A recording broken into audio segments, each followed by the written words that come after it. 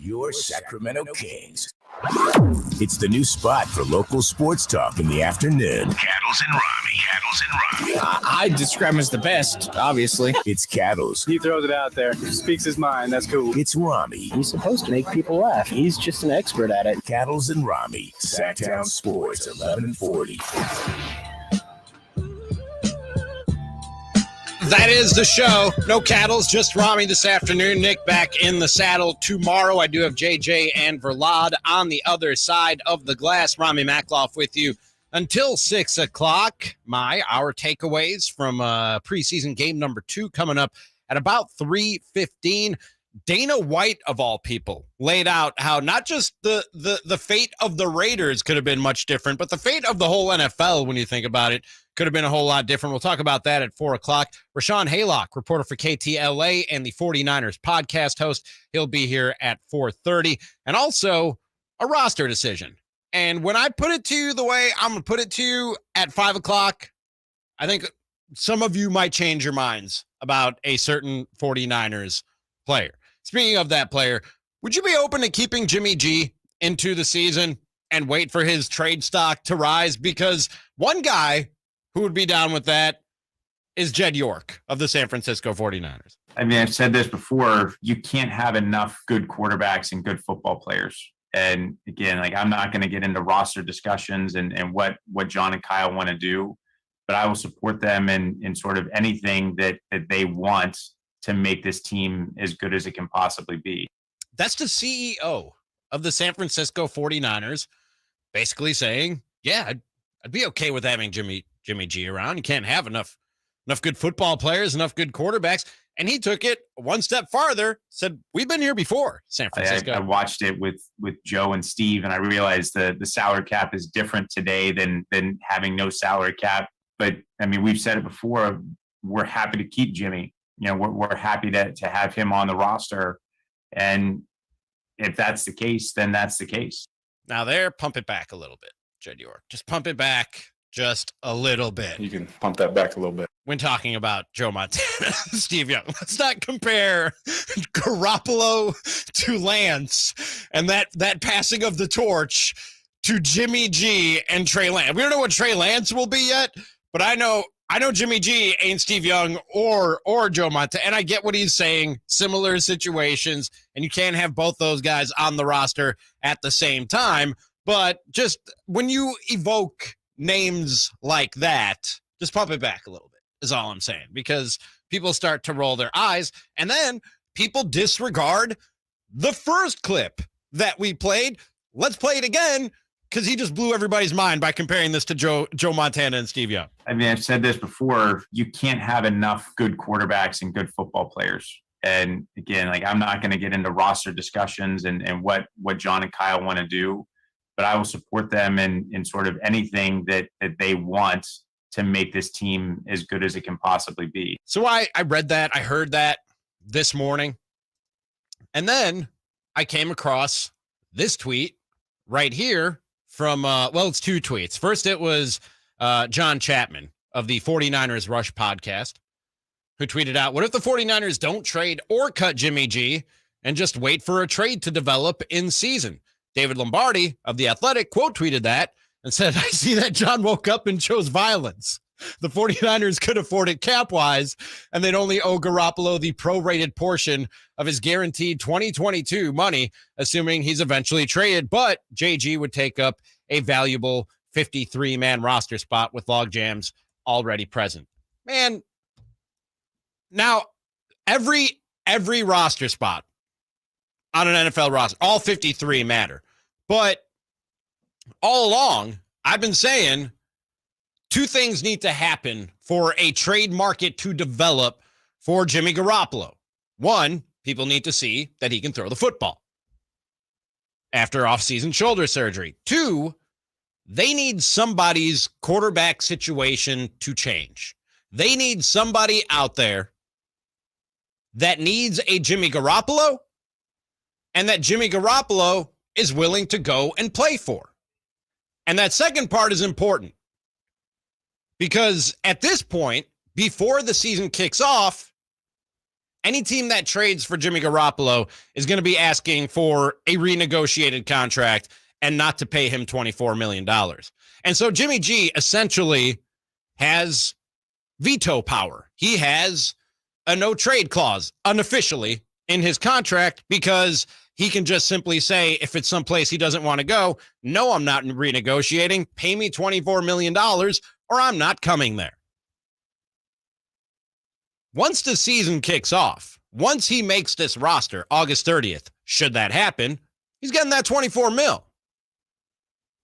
And every week that passes, whatever team has their quarterback situation change and might need a Jimmy Garoppolo, every week that passes is one less paycheck that you got to give to Jimmy Garoppolo. And you would assume that the 49ers at that point are going to have to eat some of that money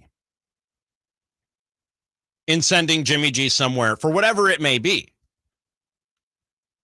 All this time, when I've been saying you need those two things to happen, Jimmy to prove he can throw the football and for a quarterback situation to change, I was assuming that would have to happen before August 30th, before that contract becomes guaranteed if he makes the roster. I never even considered the possibility, and I don't think most people did, that John Chapman threw out there of keeping him, don't trade or cut him, simply to wait for a trade market to develop for Jimmy Garoppolo.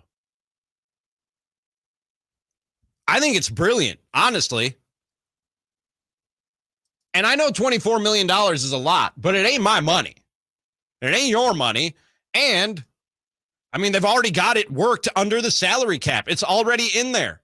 They're not going to be over the salary cap and have to make some other tough decision if Jimmy G makes this roster. Trey Lance, being on a rookie contract, almost gives you that luxury. And going back to what Jed York said, and I don't know, this is like a politician, not to compare Jed York to a politician. That's an awful thing to say about somebody.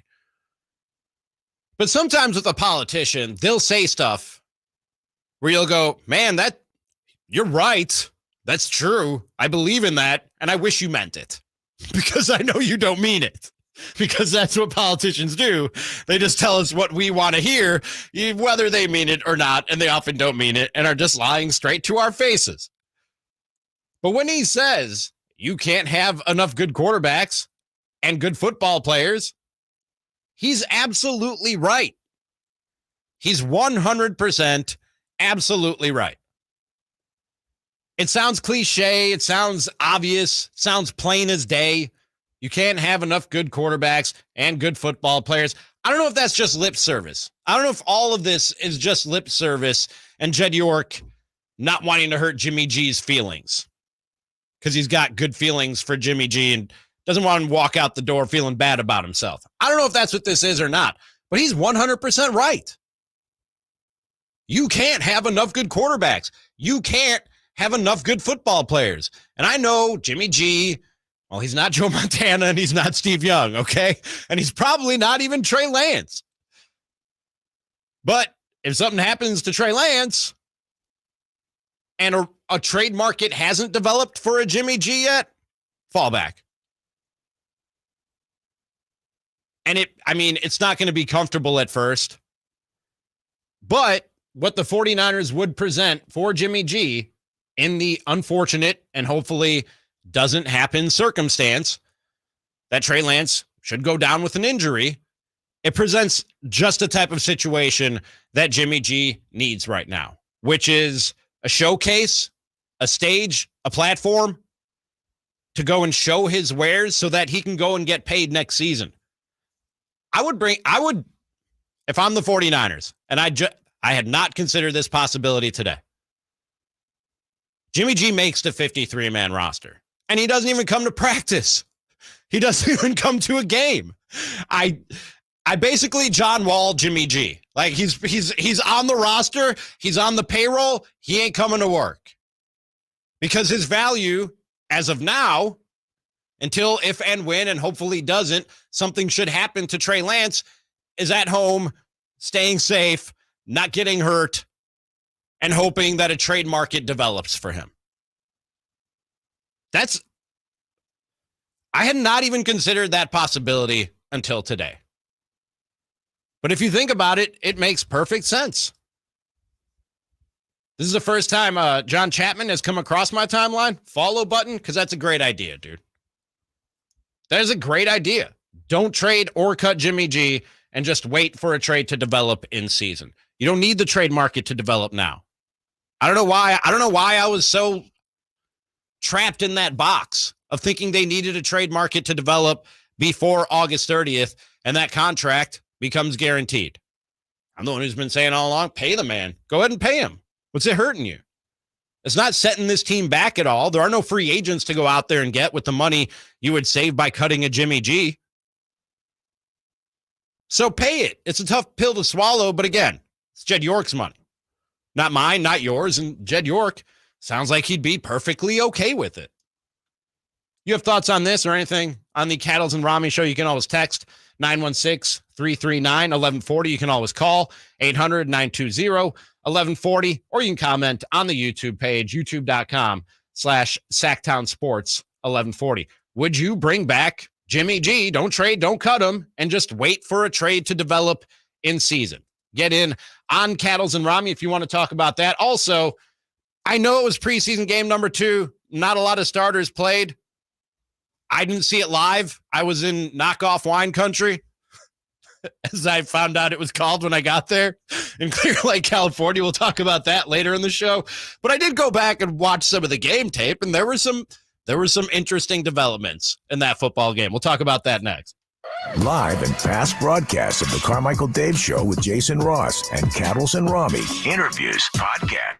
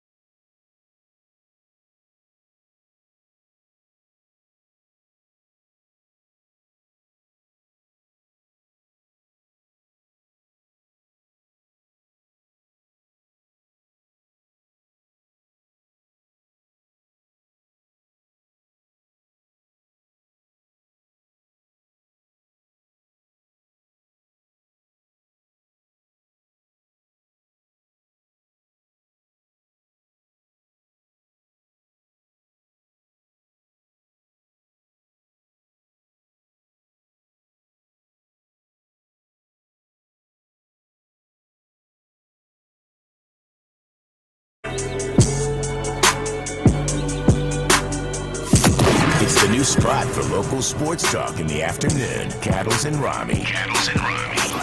Sactown Sports 1140. It's dangerous playing this song coming out of the break because it's just those 2 words I like to say along with Kendrick in this song. And I can't say those on these airwaves. Like, I just love saying those. I don't know any of the other words, or I won't repeat any of the other words in the song. But I just love, for some reason, that song just wrapping along those 2 words. And you play that coming out of the break, Chris, and I almost instinctively start to go into that song, and you're going to get me fired, is what you're about to do here on Cattles and Ramie. You need to give me a list of all those songs. Okay, good, yeah. Where I'm just tempted to sing along when I shouldn't. All right, yeah.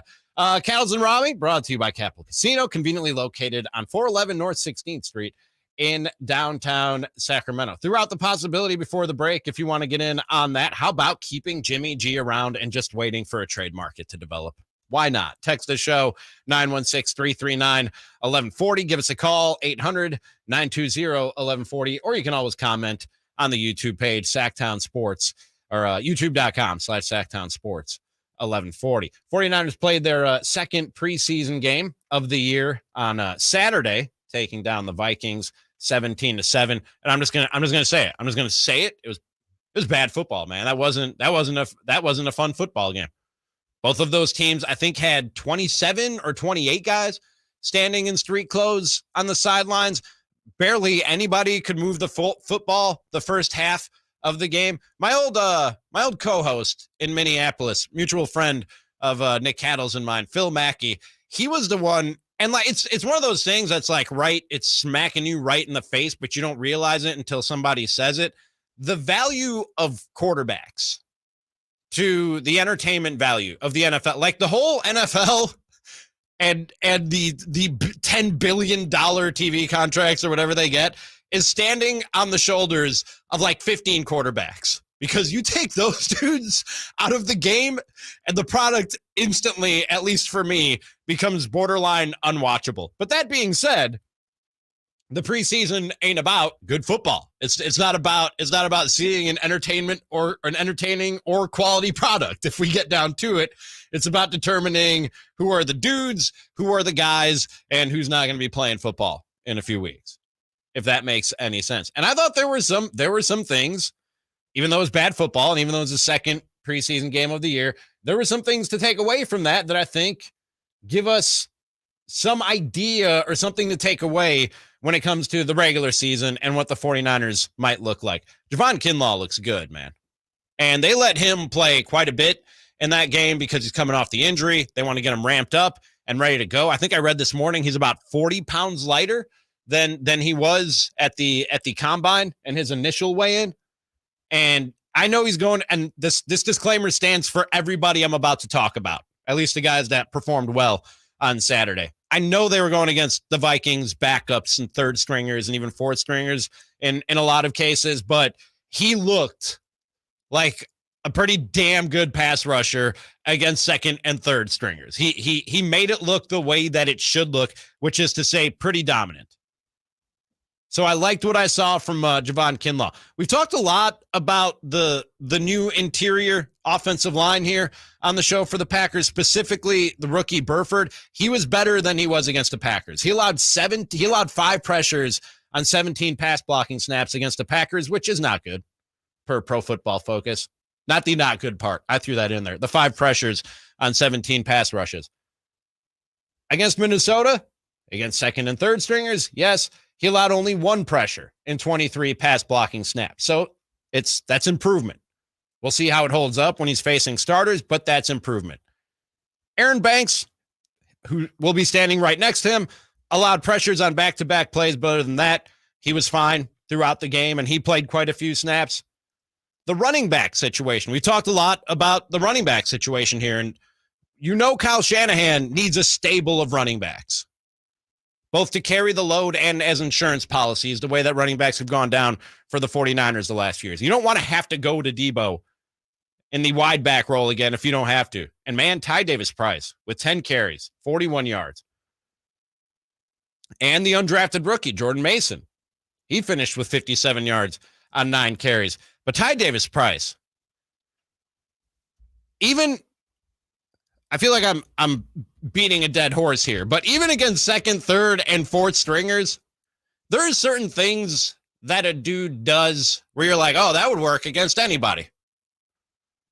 And there was one run where he just shook 2 guys and then absolutely dropped a third to finish the run. It was grown-ass man stuff, is what I like to call it. And that will work against, I don't care if you're a starter, second stringer, third stringer, I don't care. He showed me something in that game that I think translates no matter who you're playing against. Flip side of that, Trey Sermon had 5 carries for 8 yards. And then after the game, Shanahan said Sermon is dealing with an ankle injury that he suffered in practice. Why is he playing, dude? You're not playing anybody in this game. This guy has an ankle injury, and you decide to... I know it's only 5 carries, but why even run him out there? What is he doing running Trey Sermon out there with an ankle injury? That made no sense to me. And then the quarterback play, Nate Sudfeld, 13 of 17, 102 yards. There was also a drop. And Purdy went 14 of 23 for 128 yards. He had 3 drops. Both made some nice throws, even though there was some suspect pass protection. Let's just call it. Overall, I thought a good day. And again, I don't know how much most of this means in the second preseason game and 50-some starters between the two teams standing on the sideline in street clothes. But those things right there are things that I was watching and I've been watching throughout the preseason and training camp, because those are where the questions are for this 49ers team. When you talk about the interior offensive line, when you talk about how the running back depth chart is going to play out and the workload there, and then which one or possibly both of those quarterbacks makes the roster, or is Trey Lance's backup between Sudfeld and Purdy. And we'll talk about that coming up at about 5 o'clock here on Cattles and Ramie, that quarterback situation and what that might look like. Let me get in one quick call before the break. Mike, you're on Cattles and Ramie. What's up, Mike? Cattles and Ramie, how's it going, guys? Good. How are you? I would like to talk about Jimmy G just for a few moments. First off, I understand how they made the switch for Lance. I get it. But all the Niners did with Jimmy G was win. Of course, they didn't win the Super Bowl. But do you guys believe in, like, Kittle, Ayuk, all these guys who had good seasons last year was because of Jimmy G? And do you guys think it's kind of risky just throwing Trey Lance out there? And I only say that because he's only really started 3 games for the 49ers. Yeah, thanks for the call. I appreciate it. And not just 3 games for the 49ers.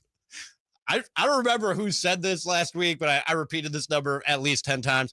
4 games, like 4 meaningful football games in the last 1,000 days for Trey Lance. And I think like 17 meaningful football games since he graduated high school. You know, so you can't come into this saying there are no questions, and you know who this guy is. You know how good he is. You know what he's going to do at this level. You don't.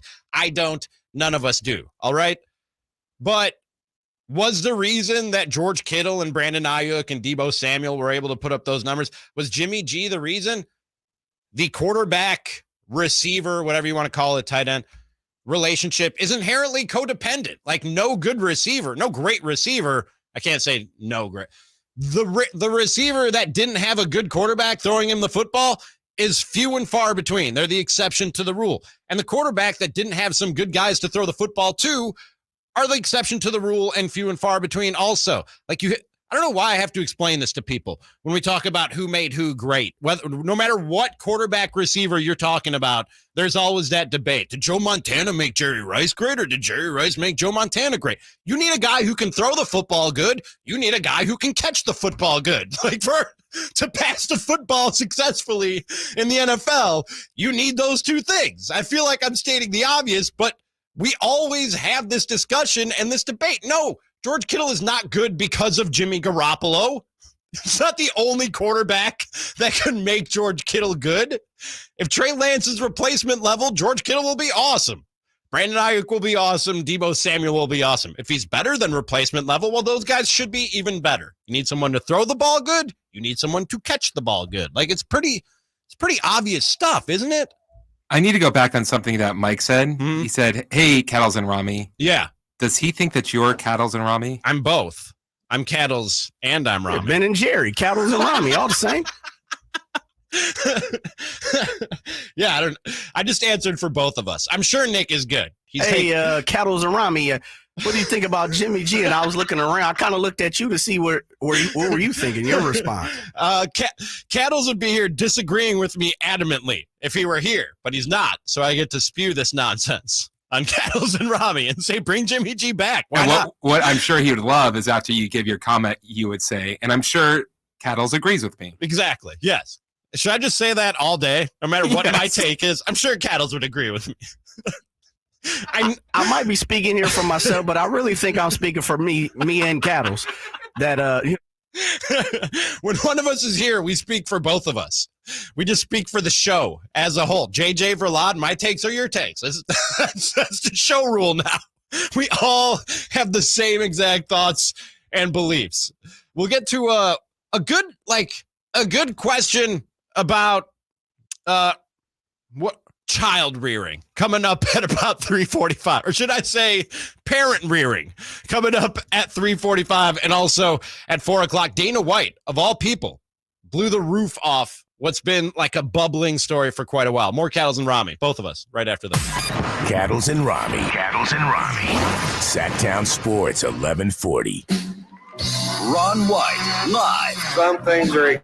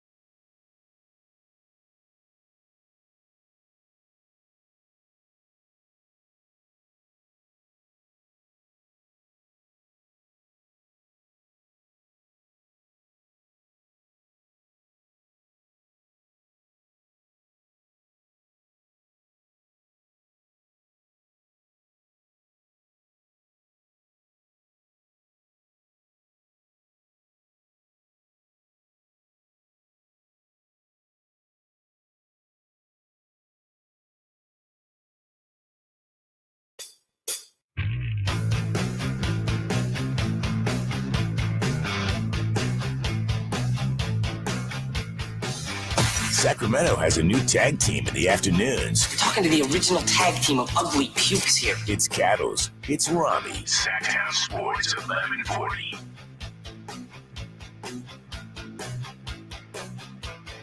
We'll get back into some football and Dana White breaking NFL news. Yeah, Dana White breaking NFL news. That's coming up at 4 o'clock. I know Cattles, speaking of Dana White, real quick, before we get into the latest on both Kevin Durant and Donovan Mitchell. I know Cattles is a big UFC guy. Either of you guys, JJ, Chris, you guys big UFC guys? No. I'm a boxing guy. Because the UFC was on fire this weekend, man. I guess Usman got knocked out, which apparently doesn't happen very often. And another Joe Rogan gif went viral where he absolutely lost his mind because Usman got knocked out. I don't care so much about the fight. The gif is hilarious, though, and created a lot of good content. I'm sure Cattles, when he's back tomorrow on Cattles and Ramie, might have something to say about that Usman knockout. I'm pretty sure he agrees on your pronunciation Of GIF. GIF? Yes, that's what Cattles and Ramie think. It's pronounced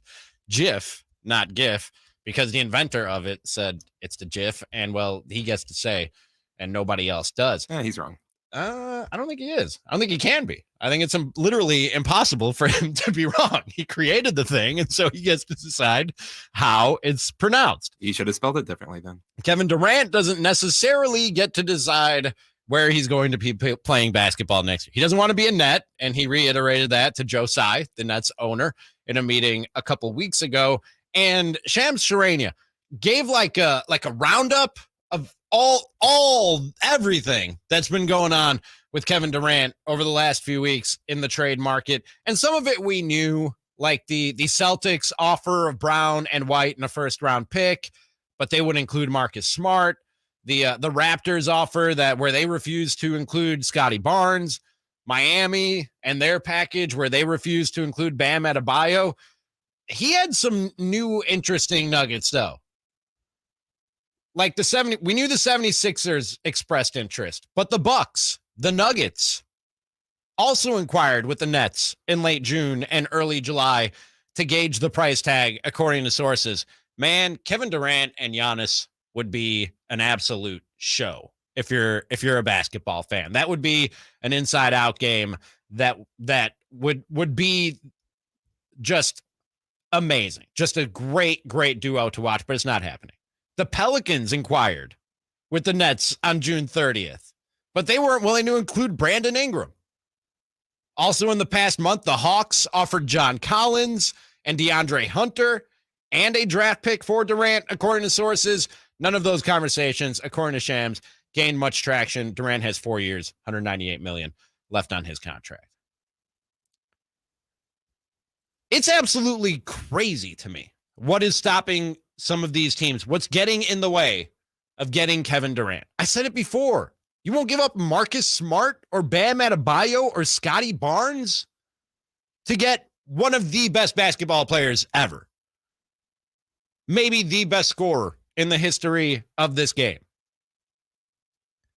And now we see that Brandon Ingram isn't on the table. He's an untouchable for Kevin Durant. Am I taking crazy pills? Am I taking crazy pills? You're loco, man. I feel like I'm taking crazy pills.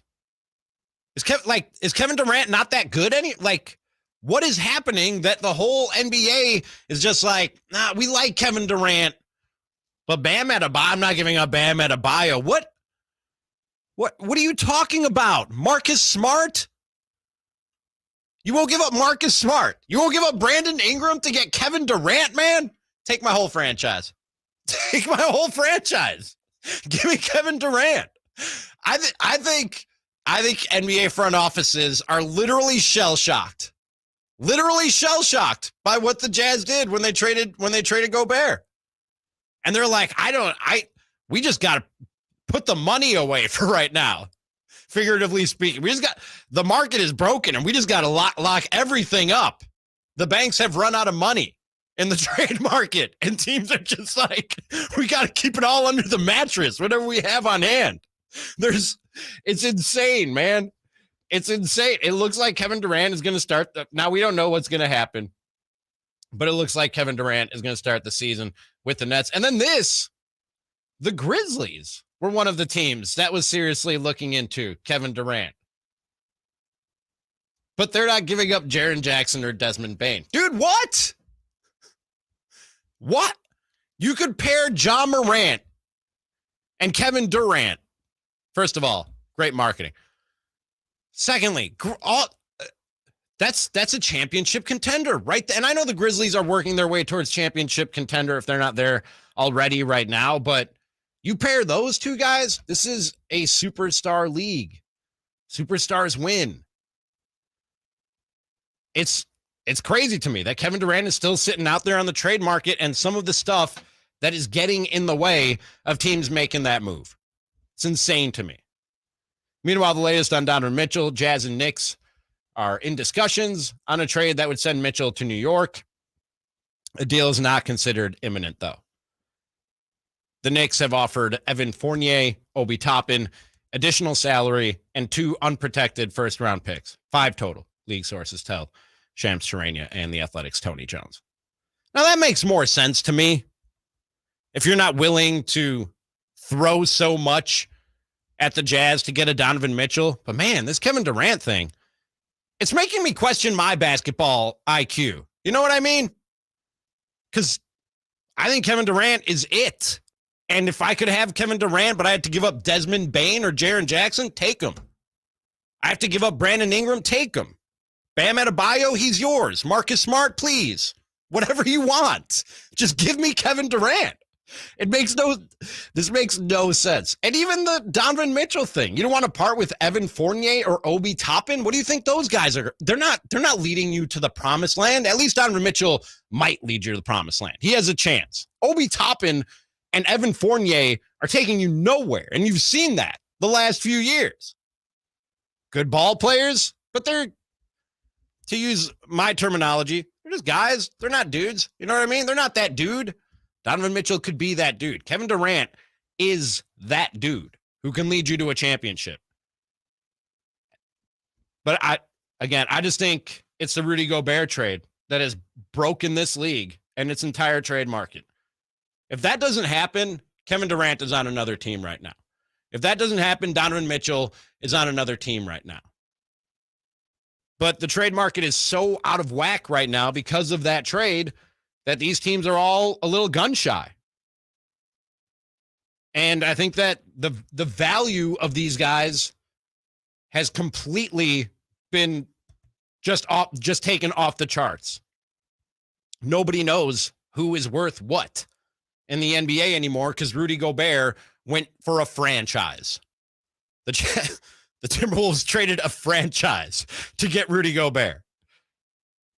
The Grizzlies are interesting to me, though, for Durant. They have 5 first-round picks that are available to trade, 4 unprotected of its own, as well as Golden State's in 2024. And I was saying before, like Giannis and Durant would be amazing.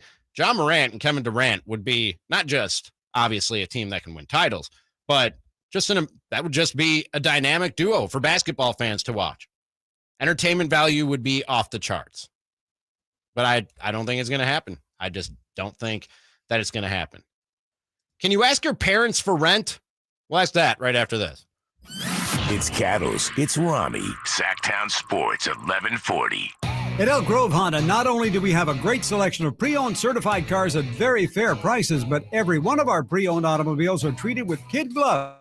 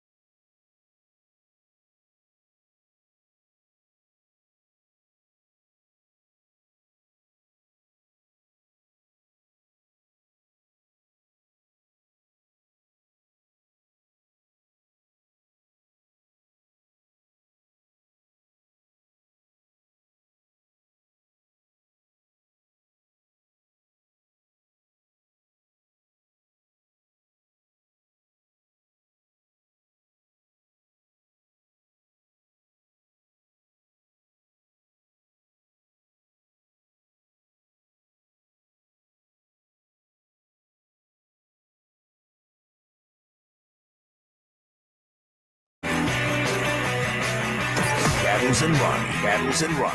Sactown Sports 1140. I have to look at Twitter while the show is going, but I really shouldn't look at Twitter while the show is going because I get distracted. Every day I see another video of somebody in VR goggles doing like forgetting that it's virtual reality and like walking into something or smashing something with their hands. I just saw a dude take an absolute face dive into the corner of a coffee table. I hope he's all right, but it's either way, it's hilarious. Whether he's okay or not, it was hilarious to watch. I can take joy in other people's pain and discomfort. I'm not going to lie about that, including this story that I'm about to share with you fine people in the Cattles and Ramie at Sactown Sports 1140 listening audience. And if you want to comment, feel free to do so at youtube.com/Sactown Sports 1140. I love pettiness. I love spilling of tea. I love conflict. I love to take it all in and laugh as, an unbiased observer.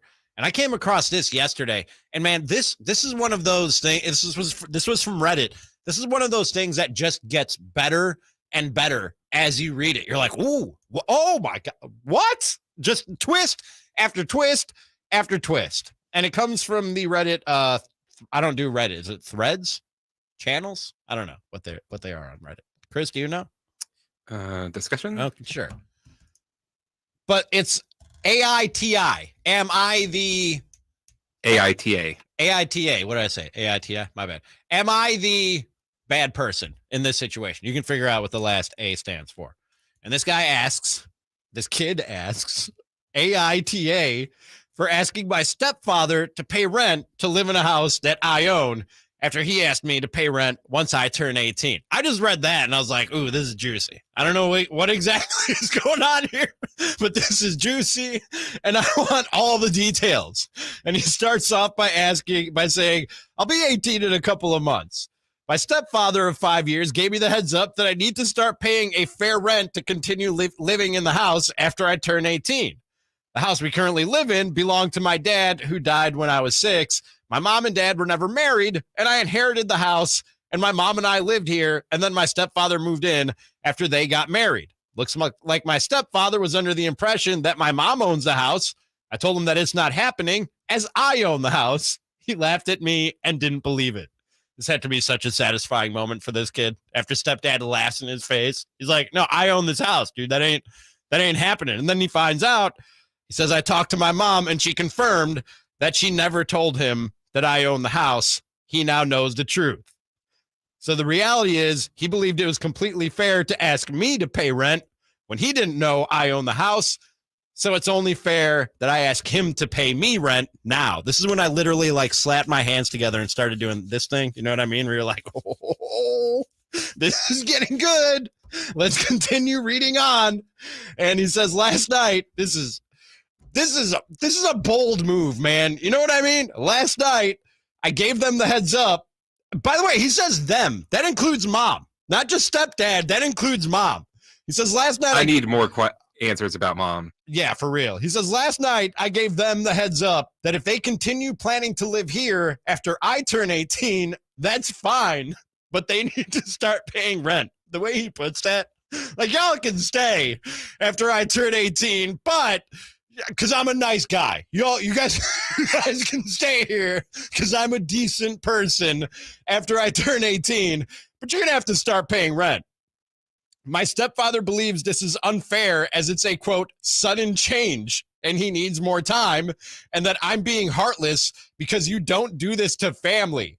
Well, he was prepared to do this to me, so what's the difference? He said he did it to help me gain my independence and prepare for an adult life that's part of growing up, whereas I'm doing it to spite. I told him that if I need to pay rent to learn to be an adult, and what does that make him? Living here rent-free. He told me I'm out of line and the conversation ended. Dude, this kid he's my favorite 17-year-old in the history of 17-year-olds. You know what I mean? He's living all our dreams where we had the power in the parent-child dynamic. He's living all our dreams as 16 and 17-year-olds, and to flip it on him, to be like, well, if I need to pay rent to learn how to be an adult, you're a grown man and you don't pay rent. What does that make you? And he did. And this still bothers me from my childhood. I'm a 42-year-old man, and this still bothers me from my childhood. When adults would just end conversations because you were right, and they would just end it by going, you're out of line. What? No, I'm right. I'm not out of line. I'm right. And you don't get to tell me I'm out of line just because you're an adult and you pay taxes and I'm not. If I'm right, I'm right. You don't get to just end the conversation right there. That ain't how it works, man. You don't get like some kind of special rank or privilege or the that you're always right because you're an adult. The kid is right. He's right when he says what he says there. Am I wrong? You're right. As you were talking about that, my grandma had the perfect way to end it when you proved her wrong on something. She would say, I don't care. And then that would be it. Like, and you're not even mad. And it's just like, okay. Guess it's done. And then he says, my mom believes he made a mistake asking me to pay rent, but I'm being spiteful and it's wrong of me to push for this as it will result in our family being torn apart. AITA here. I don't think he is. He is. Yeah. He is? He's being one, but I think it takes two to tango in this situation. So you're saying he's just retaliating? Yes. He definitely is. What stepdad was. Yes. But he's not. I'm not saying he's not wrong. Because I'm with him, where if I knew, like, I'm 17 and I own this house, I have no intentions of asking stepdad and mom to pay rent when I turn 18. I would never do that. But once you ask me to pay rent, you're telling me, you're setting the terms that this relationship changes when I turn 18. This situation of us cohabitating in this house changes because now I'm an adult living with other adults, and usually in a situation like that, there's rent, there's money exchanging hands. They flat out told him, hey man, this is about to change. And he was like, yeah, you're right. It is about to change. They set those terms. They just had it backwards in terms of which way the money was going, whose hands they were going from and whose hands they were going to. I see no problem with it.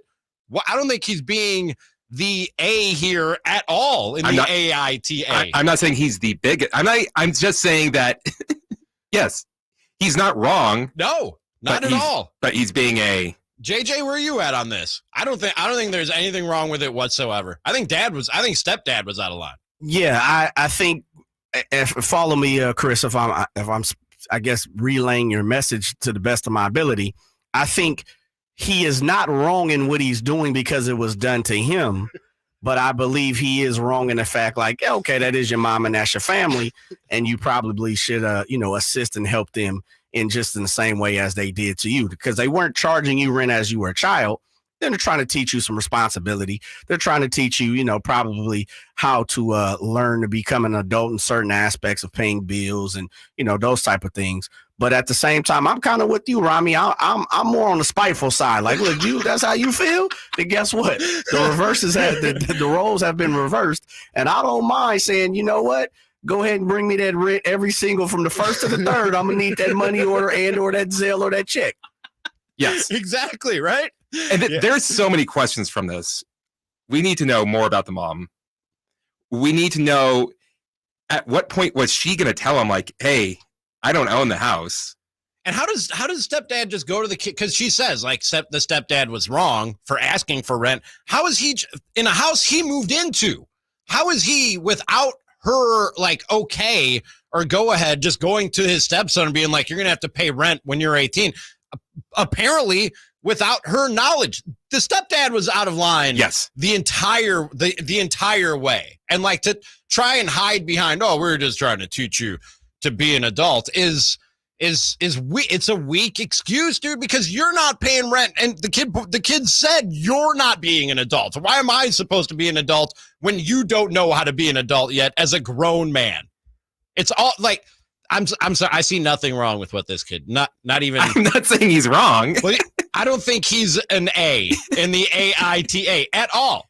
He was just notified that this relationship changes when he turns 18. And so he's going with the changes.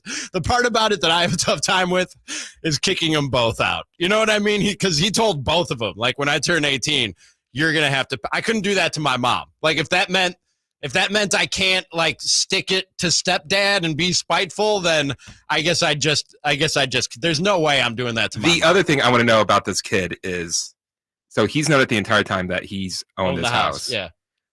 I want to know if he just, like, assumed that the stepdad knew that he owned the house, or B, he was keeping it in his back pocket for the perfect time to. Oh, no doubt. You had it tucked. I would have had it tucked. No doubt. I'm not even going to lie. Oh, that one time. Oh, you want. Because now that I think about it, I think this might have been like at like 15 or 16 years old. Just like, hey, once you turn 18, you're going to either pay rent or you're going to school. Or you're going to go to find someplace else to live. Like, was he doing that? And then, like. You know, it would have been the only way better for this stepdad to find out that the kid owns the house. If he pulled the old, as long as you're living under my roof, you'll follow my rules. And the kid was like, oh, well, I don't live under your roof. So I guess I'm setting the rules here. I'll come home whenever I damn well please.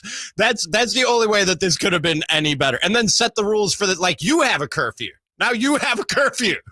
As long as you're living under my house, you will follow my rules. Dude, that's how this thing is going to work. A couple of really great ways that people will end conversations because they know they're wrong on the YouTube page. Simone says, and this is from Bill Burr, fair enough. They used to do that to me on my show in Milwaukee because I'm stubborn and I won't back down when I know I'm right and everybody else is wrong. So when they knew that I had gotten to that point, they would just hit me with the fair enough. And but the body language was, yeah, screw you. Yeah, exactly. Or how about we talk about this when you calm down? MC threw in there. That's another good one. I'll give you another one. I get this quite a bit. We're just going to agree to disagree. You know what? We're just going to agree to disagree. No, you're wrong. No, I'm right. You just want to agree. Right. The other one that got me from my mom is if I got my mom, she would, you know what? Because I said so. Yeah. Because I said so. That's it. There's nothing you can do with that one. Right. There ain't nothing because that's literally them pulling rank. That's them going, you're mine. I am your guardian, and you can't go anywhere. You can't do anything about it. And that's when you just go, damn, I guess they're right. I guess that one got me, and I always said I wouldn't do it, but I pulled it out the hat on my daughter once or twice too. So I'm guilty. I pulled it out on my niece and nephew. I don't even have kids. I'm just like, what do you mean? Are you? No, I said I'm the adult here. I said so, and that's how this is going down. What do you mean? What are you telling me? What are you talking to me for? I already made the decision because I said so. That's how this thing works. Right after this, John Gruden said so. And if he hadn't said so, the NFL could have been a completely different place. Right after this.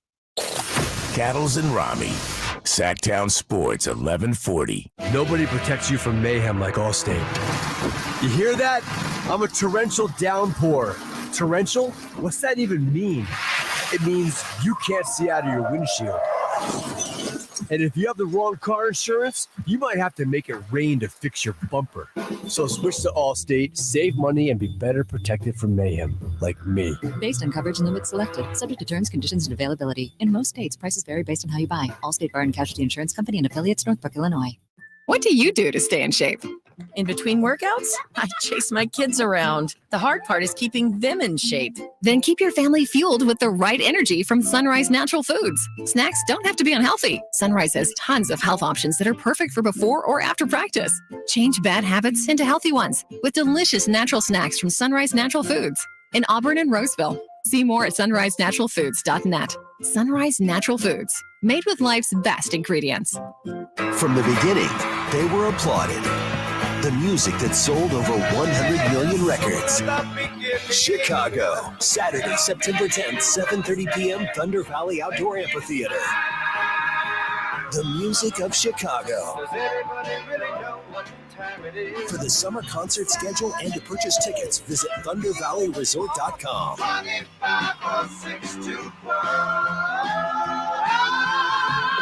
Chicago. Hey, it's Carmichael Dave from my good friends at American Energy, and you know now's the time to replace your system, and you can get $2,500 off on a new HVAC home system installation, 0% financing, and payment plan options available. There's no reason to keep putting off making your home a place of comfort for you and your family. Offer expires 8/31. Don't wait. Call today, 916-520-9990. That's 916-520-9990, or go to AmericanEnergyAir.com, your second opinion partner. The PGA Tour is back in Napa Valley with the Fortinet Championship. Join us September 15th through the 18th at Silverado Resort and Spa for world-class golf, Napa hospitality, and powerhouse performances by Cole Swindell and One Republic. Secure tickets now at FortinetChampionship.com.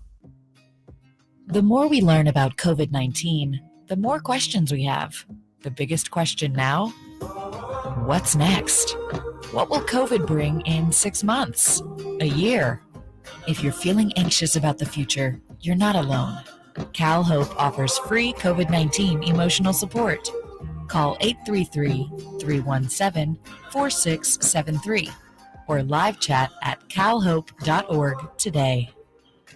Greetings, Sacramento. Doug Christie here for the Good Feet store, talking about positionless basketball. It features players who shoot well from beyond the arc, can defend multiple positions, and would thrive in a pass-happy system. The way the players rely on each other is similar to how the body works when supported by Good Feet arch supports. By supporting all four arches, the foot, knees, hips, and low back become properly aligned, so that each can do their job pain-free. If you have foot-related pain, it's time to get serious. Good Feet makes over 300 sizes, styles, and flexibilities of arch supports. So your solution is waiting. Visit Good Feet now for a free, no-obligation, personalized fitting and test walk. Experience for yourself the comfort, balance, and support of Good Feet arch supports. In Sacramento, Roseville, Stockton, and Modesto, online, goodfeet.com. From the Power Business Technology Toshiba Studios, KHTK AM and HD1 Sacramento, KYMX HD2 Sacramento. We are the home for the Kings, Raiders, the NFL, and the A's. It's Sactown Sports 1140.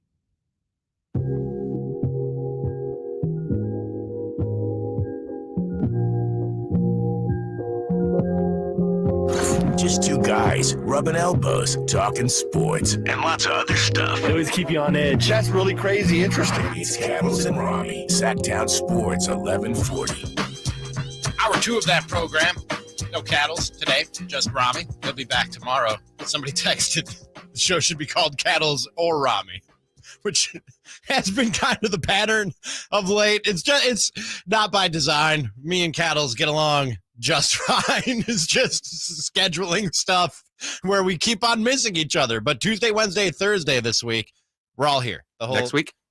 Next week, I'm gone most of the week. But we don't have shows 3 of the 5 days next week because of A's baseball. I'll be here for one of the 2 shows that we are doing. All right, and Cattles will be here for that one too. So you're gonna get Cattles and Ramie together.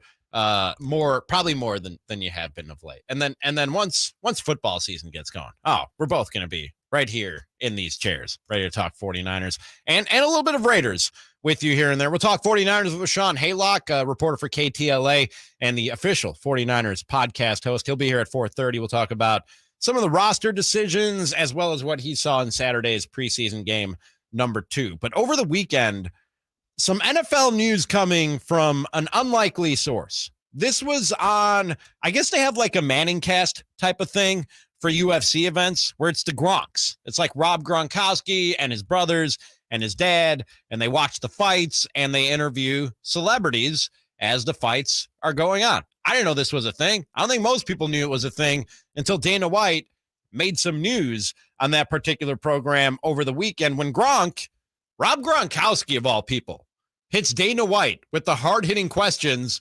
about Tom Brady almost ending up with the Raiders their first year in Las Vegas. So I want to bet. I'm the one. I worked to put that deal together for Brady and Gronk to come to the Raiders, and it was almost a done deal. And at the last minute, Gruden blew the deal up and said that he didn't want him.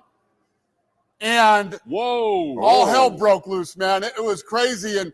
And Brady was already looking at houses, and it wasn't being said yet that Gronk was coming. So Las Vegas would have had Brady and Gronk the year that the Bucs won the Super Bowl, except Gruden blew the deal up.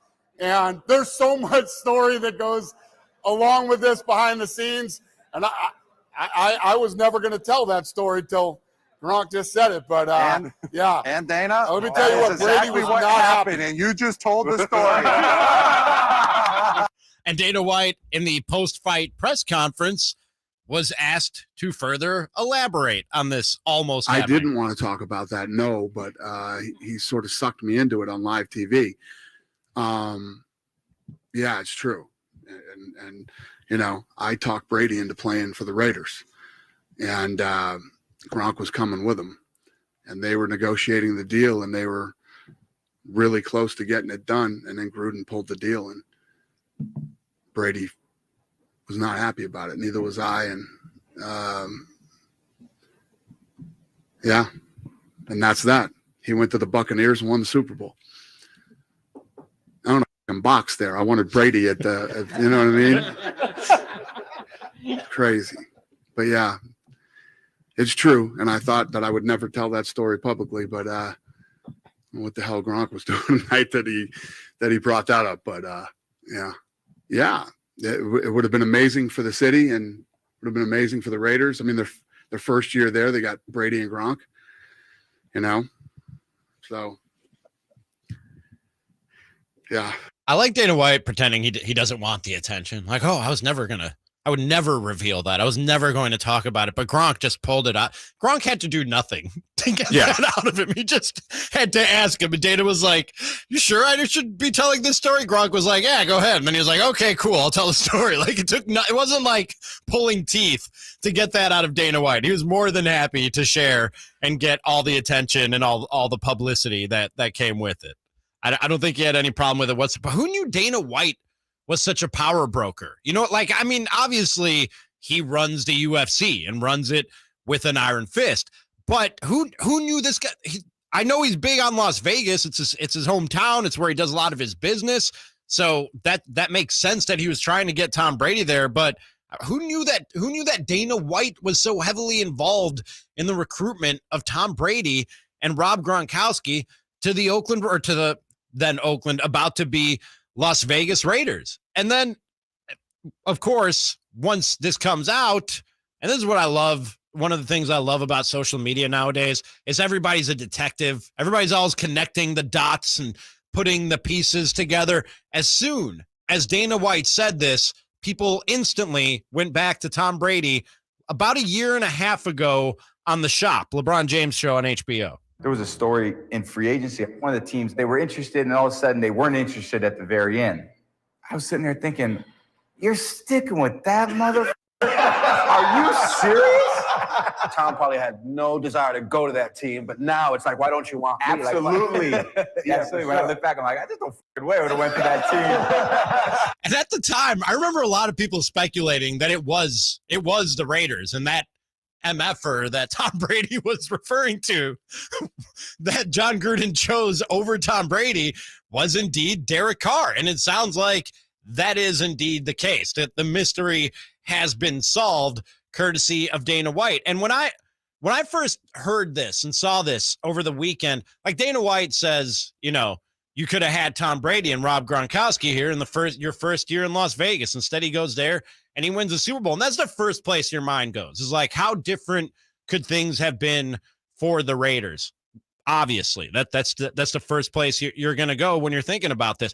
And things would have been different for sure. Like Tom Brady to Derek Carr, and you throw in Rob Gronkowski and a 2 tight end formation of Gronkowski and Waller and everything, and Hunter Renfrow and everything else that they have. It would have been a potent offense for sure, and probably better than what it was under Derek Carr. But I don't think that's a Super Bowl championship team. Anybody think that's a Super Bowl championship team if the Raiders have Tom Brady? You can text 916-339-1140.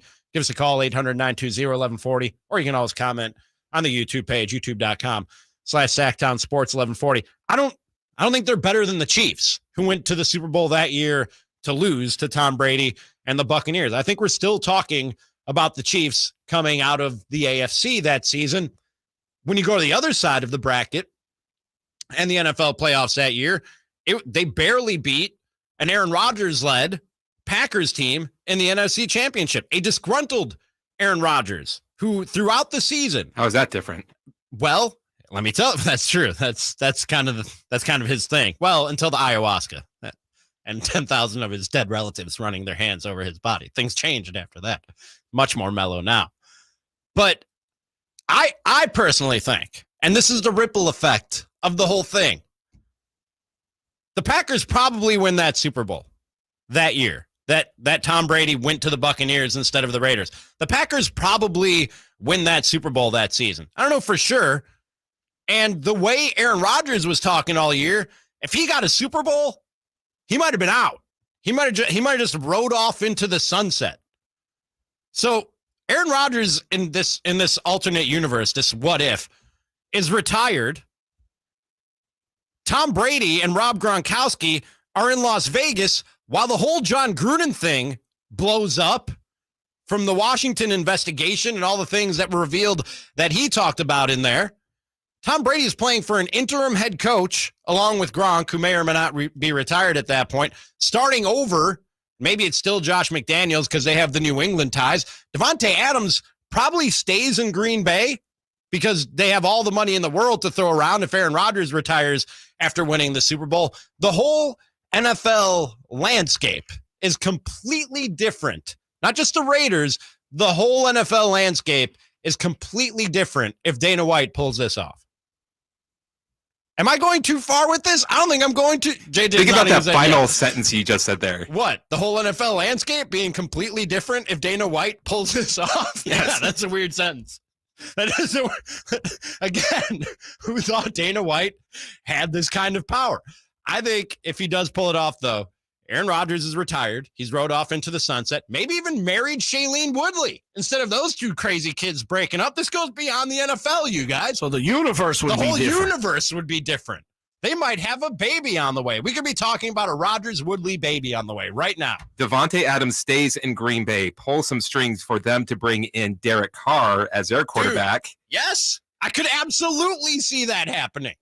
I could 100% see that happening. That's wild. That is absolutely insane. And what was John Gruden thinking? I like Derek Carr. I'm a fan of Derek Carr. And I think Tom Brady, not even just a little bit overrated, he's very overrated because people like to count rings when talking about quarterbacks like we're playing Sonic the Hedgehog and not football. Tom Brady is overrated, and I think Derek Carr doesn't get enough credit. But give me Tom Brady over Derek Carr, especially if he's coming with the package deal of Rob Gronkowski, and especially if I'm opening this beautiful new facility in a new city and I need a face or a couple of faces to slap on it and make it look real good and sell a lot of tickets. I think you just said that. I think you explained it. Gruden can't handle someone. That's true. Being the face. That is true. Man, Tom Brady really dodged a bullet though, because you don't want to be the quarterback in the middle of that mess that was the Raiders last year with everything that surfaced about John Gruden. Like, his life is much, much better in Tampa Bay. not just for winning the Super Bowl. His football life is much, much better in Tampa Bay than it would have been in Las Vegas with John Gruden and the Raiders. Or at least I think so. And yeah, I think Derek Carr could be a Packer, and Davante Adams would still be a Packer. Aaron Rodgers might be retired. He'd be married to Shailene Woodley. They might have a baby. The Raiders would still be the Raiders, only with Tom. You know what would have been good about it is Tom Brady never wins another Super Bowl, and maybe just like all the buzz and the hype around him dies down a little bit. You know what I mean? It's just a system quarterback. People come back down. Yeah, they realize like it was Belichick. It was the system. But then Josh McDaniels God, you could go like 10, 12 steps. Iron Man is still alive. Iron Man is still alive. Spoiler. He died in Endgame, y'all. If you haven't seen it. Right after this, back to some 49ers talk. And one injury that they're trying to tell you ain't no problem, that I'm starting to think might be a little bit of a problem. That's next. Sactown Sports 1140 is your home of the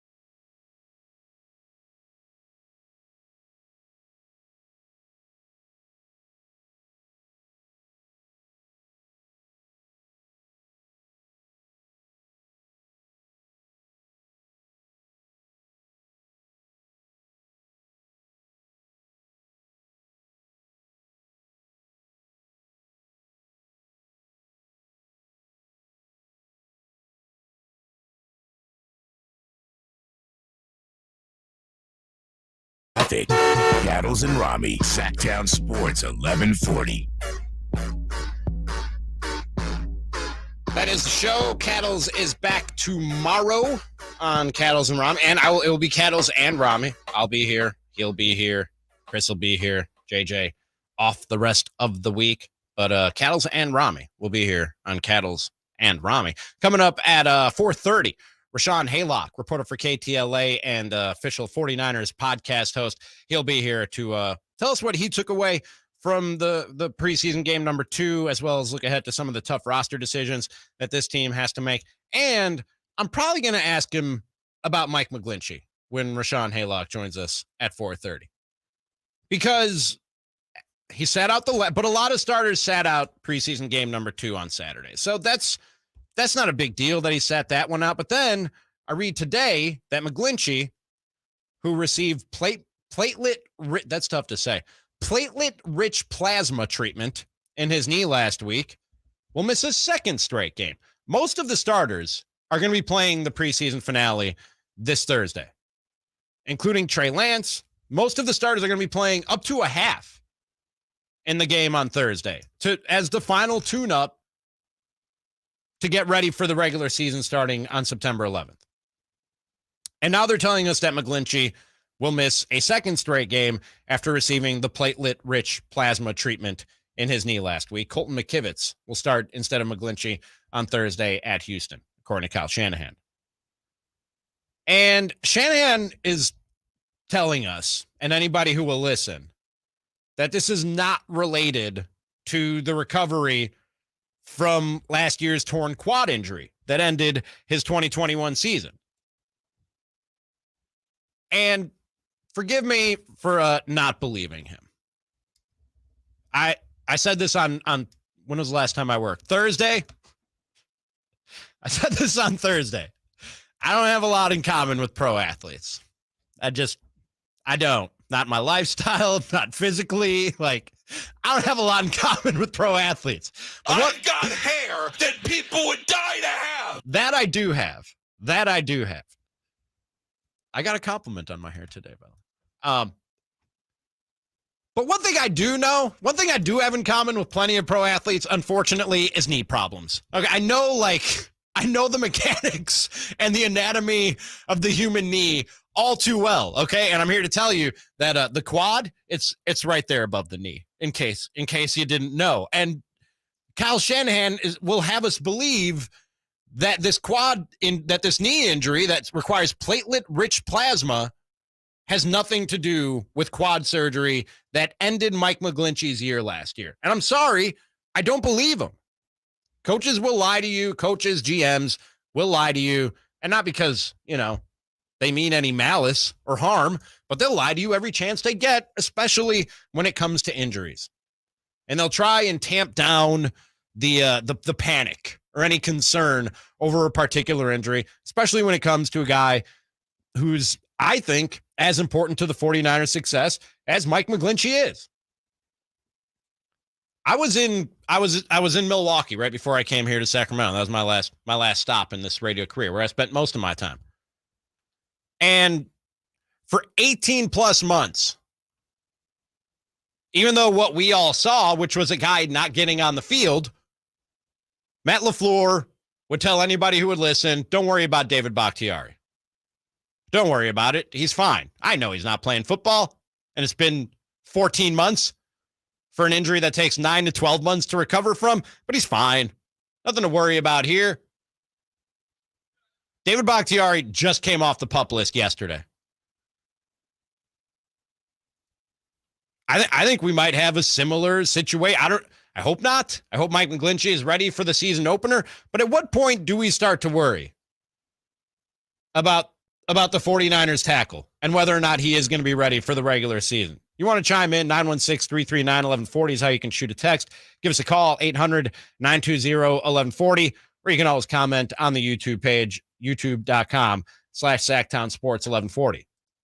Because the level of concern or panic, if you will, is directly correlated to a guy's importance to a team's success. And McGlinchey is real important to this team's success because he protects the guy that they're counting on to make this whole thing go in Trey Lance. And we already know it's a whole new interior offensive line, including a rookie and a second-year player.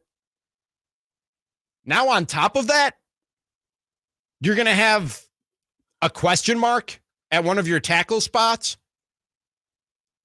That's a bad situation. That's a bad recipe when you're trying to develop a first-year starter quarterback who has 4 meaningful games in the last 1,000 days and something like 17 meaningful games since high school. You need as much protection and time for this kid as you can possibly give him while he's trying to learn the NFL and get used to the speed of this league.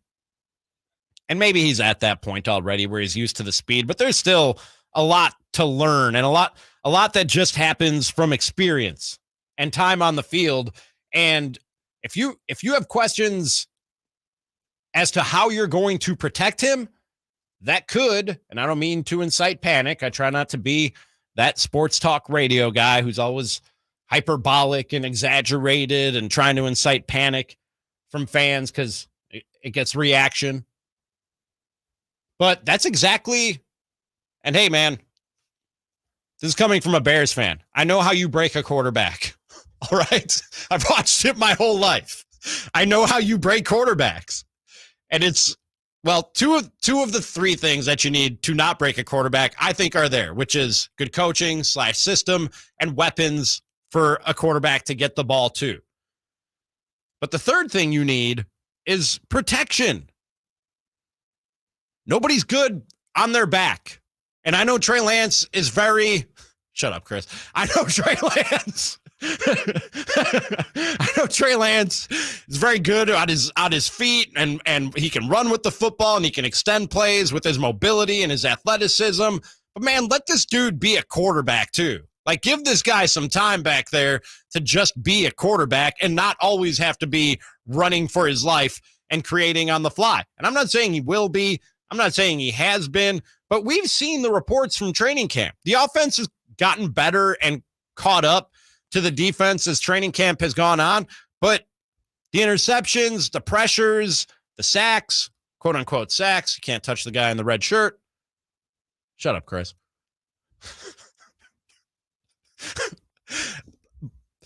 And when it comes to real football, when it's time for real football, that's going to be a problem. When it's live action and the game is moving at the speed at which the game moves, that could be a problem if you're not protecting this guy.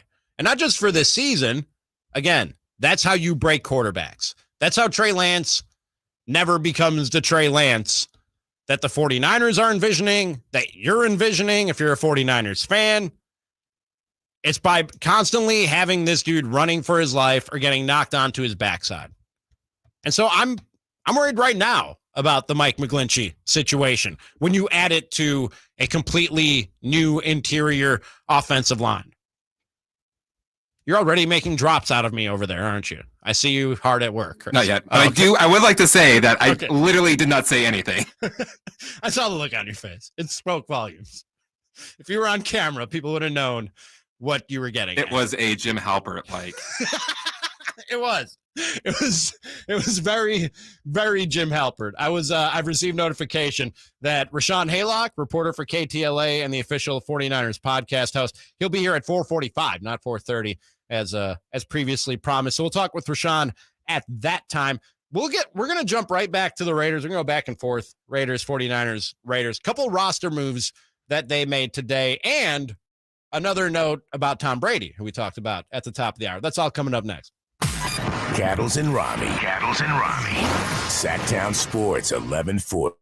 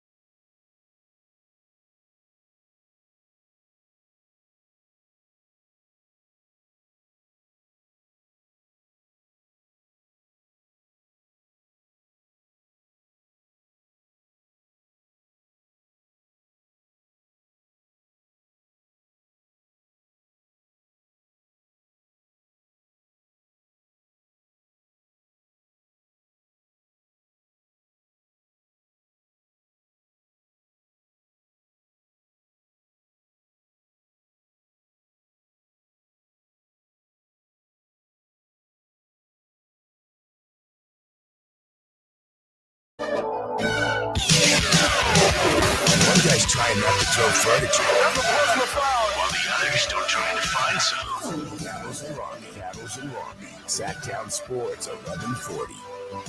Found it. The saga of my furniture, I think, is going to come to an end soon. But these people continue to be the worst. My movers, I know none of you care, but they called me on Saturday, Chris. They called me on Saturday. Finally, the ransom negotiations came to a close. We agreed to a price. And I paid half, as you do with the ransom, and then I'll pay the other half when I get my stuff, And they called me on Saturday, and they say, your belongings are en route, and they'll be there within 4 to 8 days. That's the window they gave me. 4 to 8 days is when they'll be here with my stuff. And they said the driver will call you 24 hours in advance to let you know. So now I got to change my whole life within 24 hours. So I said it'll be Cattles and Ramie Tuesday, Wednesday, Thursday this week. I might need a day off later this week so I can stay home and watch these crooks move my stuff back into my house. These terrorists who stole my things and demanded a ransom. That's not normal, right? Verlad, I know you've never moved. You've never moved that far, have you? Where you have to hire movers to move your stuff? No, but I would never have that problem because I come from a family of movers. Oh, I got the hookup. Why didn't anybody tell me this before I hired movers? I didn't know you. Oh, that is true. But you knew, never mind, man. So yeah, 4 to 8 days. Like when the cable companies come in or the phone, they'll give you like a 4-hour window, and that's annoying. These people gave me a 4-day window of when all my belongings will arrive to my apartment. And they're like, we'll let you know a day in advance so you can change your whole life on a dime so you can get your stuff. I hate them. And I want bad things to happen to them. I don't mind saying this seems like a cash grab. Oh, yeah, for sure. That drop has never, ever been more accurate than it is right now. A couple of roster moves by the Oakland Raiders. One that, it's not the biggest move in the world, but I kind of love it, which is they traded Nick Mullins for a conditional 2024 7th round draft pick. The team announced on Monday, and the conditions of the pick reportedly are that Mullins must be active for 1 game in 2022. So the 5th-year player, he will make that Vikings roster because, and 49ers got to look at this. 49ers fans got to look at this on Saturday. Boy, that QB2 situation for the Vikings, just absolutely brutal. And I follow a lot of people from the Twin Cities area from my short time there in my broadcast career, and they were screaming for a QB2 that to back up Kirk Cousins. And they got it now in Nick Mullins, and they're a little too excited about Nick Mullins out there in the Twin Cities, if I'm being real. But the reason that I really like this move is, and this is one of my like go-to NFL talking points. If you have a backup quarterback worth anything that is even a little bit sought after and a team will give you anything for him, and we're going to get more into this when it comes to the 49ers coming up at 5:00, trade that dude. You should almost always trade that dude, because if your starting quarterback goes down 99 times out of 100, it's a wrap. Cancel Christmas. Kiss the baby. Your season's over. You're not doing anything with that season. If Derek Carr goes down and they have to go to Nick Mullins, the season was over anyways. I don't know who steps into his shoes as QB2, but for most teams, when your starter goes down, your season is over. So if you can get something for your backup quarterback, go ahead and get it. Which, again, we'll bring this back around to the 49ers coming up at 5:00. So I think the Raiders did the smart thing in trading Nick Mullins to the Vikings, who were just quarterback starved with what they saw from their backups so far throughout the preseason. The other move, and this one was a little bit surprising, borderline shocking to me, was that they confirmed, as reported by, Chris, tell me if I'm getting this right, Vincent Bonsignori. Did I get that right? Bonsignori. Am I getting that? Vinny Bonsignori. Did I get that right? He reported today that he confirmed the Raiders are releasing running back Kenyon Drake, Amir Abdullah, young running backs having great camps. And he added that, they're living up to what they said, which is that the Raiders are going to give roster spots and starting positions to the guys they feel are most worthy for those spots, and not based on name value, not based on how much money they make. And Kenyon Drake apparently a victim of that and is about to be released by the 49ers, by the Raiders. And that's a solid running back, man. That's a guy who's done some things in this league and done some things for the Raiders, but apparently they like what they're seeing from Amir Abdullah and these other young running backs. And so he's going to be getting his walking papers and no longer a Las Vegas Raider. Kenyon Drake on his way out the door, as is Nick Mullins. Real quick on Tom Brady, before we get back into some 49ers talk with our guy, Rashawn Haylock from KTLA and the 49ers podcast. There was the whole thing of him leaving Buccaneers camp for their first 2 preseason games, and it was for personal reasons. And I remember Devin White who said he insinuated that there's something going on with Tom Brady's family that he needs to attend to. And he said, we're praying for him. We hope everything is all right. And I was like, oh man, me too. Like I say some not so nice things about Tom Brady out of just pure jealousy and knowing he's the most overrated quarterback in the history of this league. But like at the end of the day, he's a person. I don't want bad things personally to happen to him or his family. So I was like, let me just lay off that story because something is clearly going on with Tom Brady that he had to leave camp, something real. You know what I mean? People stuff. And then Dov Kleinman tweeted this out today. League sources indicated that Brady's time away from the team included a trip to the Bahamas at an exclusive resort and primarily for family time with his wife, Gisele Bündchen. His commitment to family and having a personal life was at the heart of this hiatus from football, and there was no medical emergency as speculated or other reasons. Tom Brady was just like, look, man, you want me to come back and play football for you guys? A, fire Bruce Arians or move him into like a front office role. And B, I don't want to do this whole training camp preseason thing. I have 7 rings, dude. Do you think I need to play preseason games? You think I need to go to training camp and learn the playbook? I know what I'm doing. I got this NFL thing down pretty well. I'm going to go to the Bahamas. And if you're not okay with that, well, I guess my playing days are just done. That's what this whole thing was about. I will say the Bahamas is a perfect cover story for him being on The Masked Singer.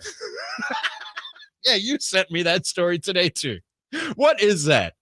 People really think that Tom Brady because he's got that contract with Fox. So as soon as he retires, he's going to be working for Fox. Masked Singer is on Fox, keeping it all on the low and low. So like, you still think he might be the Masked Singer? I'm not saying that, but it would be the perfect cover if he was. Like everyone was starting to get on the trail a little bit.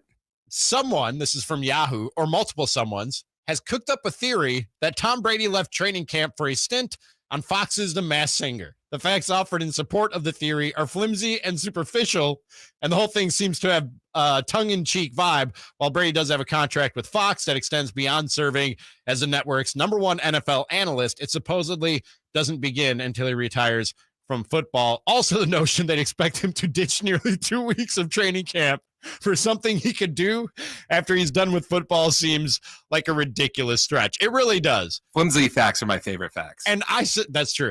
And I said, like, when Tom Brady left, I was like, man, if this is just because he doesn't want to do training camp and he wants to go enjoy some time with the wife and kids, more power to him. Like, the same or more money for less work is the American dream. And I didn't make it that way. Capitalism made it that way. All right. You monetize our time and our talents.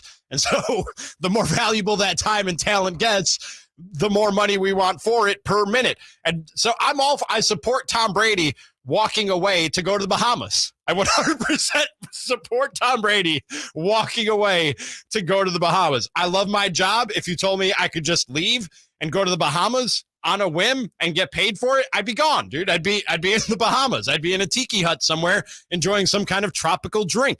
But if he left to do the Masked Singer, I got a problem with that. That's kind of where I draw the line. I'm like, yeah, bad teammate. That's a bad teammate right there in Tom Brady to leave and go do the Masked Singer. That would be ridiculous, but that didn't happen, Chris. We know that, right? We will see. Stay tuned to the Masked Singer. At whatever time, on whatever night, because I would never, ever.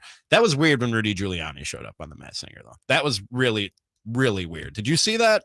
That was awkward. I saw it in the news. Yeah, did that ever air? No? Yes. It did on actual TV? I think so. Okay. I haven't seen 1 second of it, so. Sure you haven't. You seem to know a lot about this, Chris. You seem to know a That's lot. the perfect cover, I would say, if I didn't. Sure, yeah. Rashawn Haylock, he knows 49ers football from KTLA and the official 49ers podcast host. He'll join us to talk about that 49ers football team right after this. It's Cattles. It's Ramie. Sactown Sports 1140. Sacramento weather is brought to you by Jiffy Lube. I'm Mark Fine.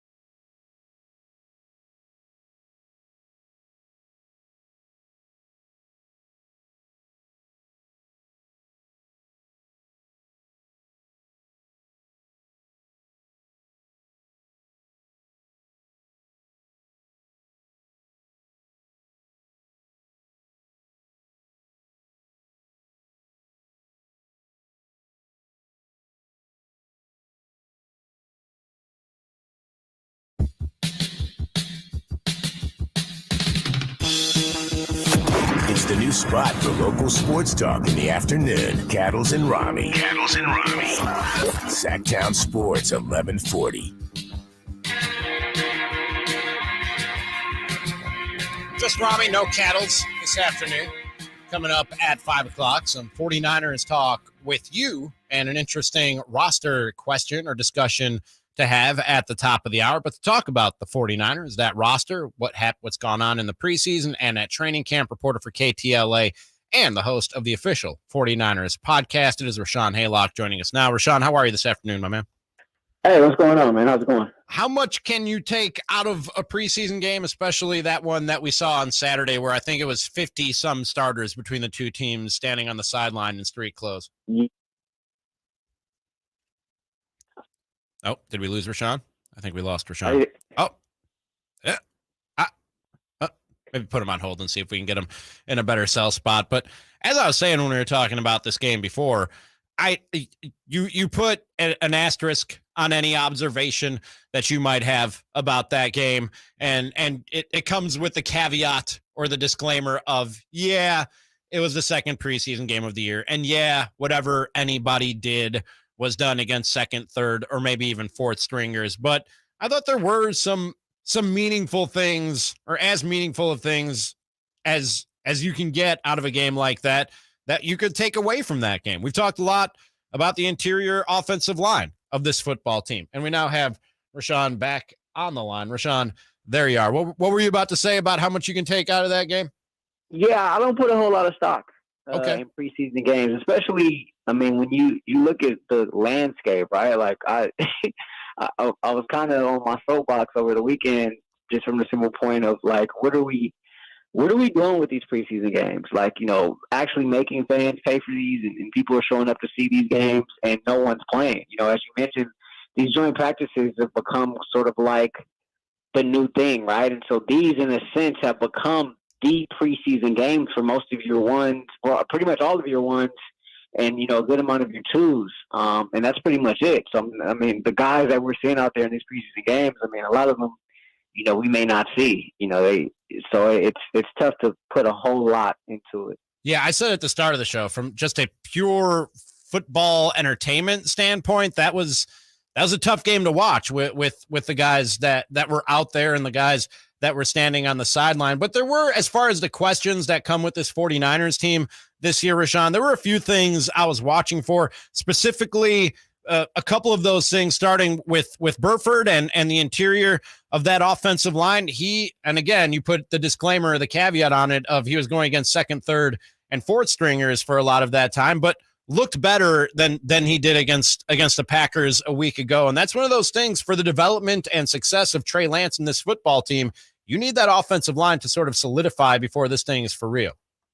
No, absolutely. I mean, the offensive line is going to be key. That's a huge point. But I think one of the benefits of Trey, and something that, I mean, let's just give Kyle and John the benefit of the doubt of a little bit of foresight here, right?